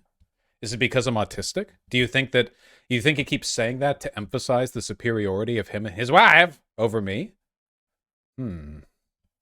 His mouth and just going on bizarre tangents to distract from what's actually being said. And this is what Vaush does for a living. And I know that there are members of Vaush's audience who are going to be super pissed that I made this video. And I know that I'm going to get harassed over this because that's another thing about Vaush. There's an element of his audience, and you can see it in the chat, that's just disgusting. And this is the kind of, you know, community that is cultivated by this kind of rhetoric, by this kind of analysis. If this is the movement that we build in the USA, in the West, whatever you want to call it, we're doomed to failure because we cannot build our movement on a foundation of trickery and dishonesty and obliviousness to the essential characteristics of objective reality. We have to actually listen to each other. Luna has a lot of really valuable things to teach in her video series. There are 3 parts. Vaush only watched part 1. He barely paid attention. All right, the rest of this is an ad read, I suppose. Guess we didn't demonetize this, you know, in essence. Anyway, that was good. Now, I wish I had watched this before talking with NonCompete. I could have made so much more fun of it. He would have left earlier, though. Yeah, anyway, so here's my current take, okay? Anyone who watches their videos at this point, you're not welcome in my community. I don't need the collective IQ of my community being dropped, okay? Jesus Christ. The people in my community have enough going on at the moment. We don't need you guys, like, asking us how to tie our shoelaces or, like, shitting your pants and needing other people to wipe it. Like, holy fuck. It's like, I have no fucking idea how anyone could watch that video and think, these are a great series of criticism. Like, I'd like to think there's some kind of threshold for intelligent engagement that like, you guys get. And remember, by the way, because this is always the line they use, it's not that I'm right, but I was an asshole. I wasn't an asshole. That was literally an hour and a half of lying about me. Compounded upon previous weeks of lying about me, maliciously, often in response to points they have no address to. And frankly, I don't know anyone my kindness. Absolutely nobody. Kindness is whatever default level of kindness people should get, just as a matter of course, you know, it can be undermined, and I think they've done more than enough to warrant that. For NonCompete's perspective, though, like, Luna Oi was probably watching him do that recording.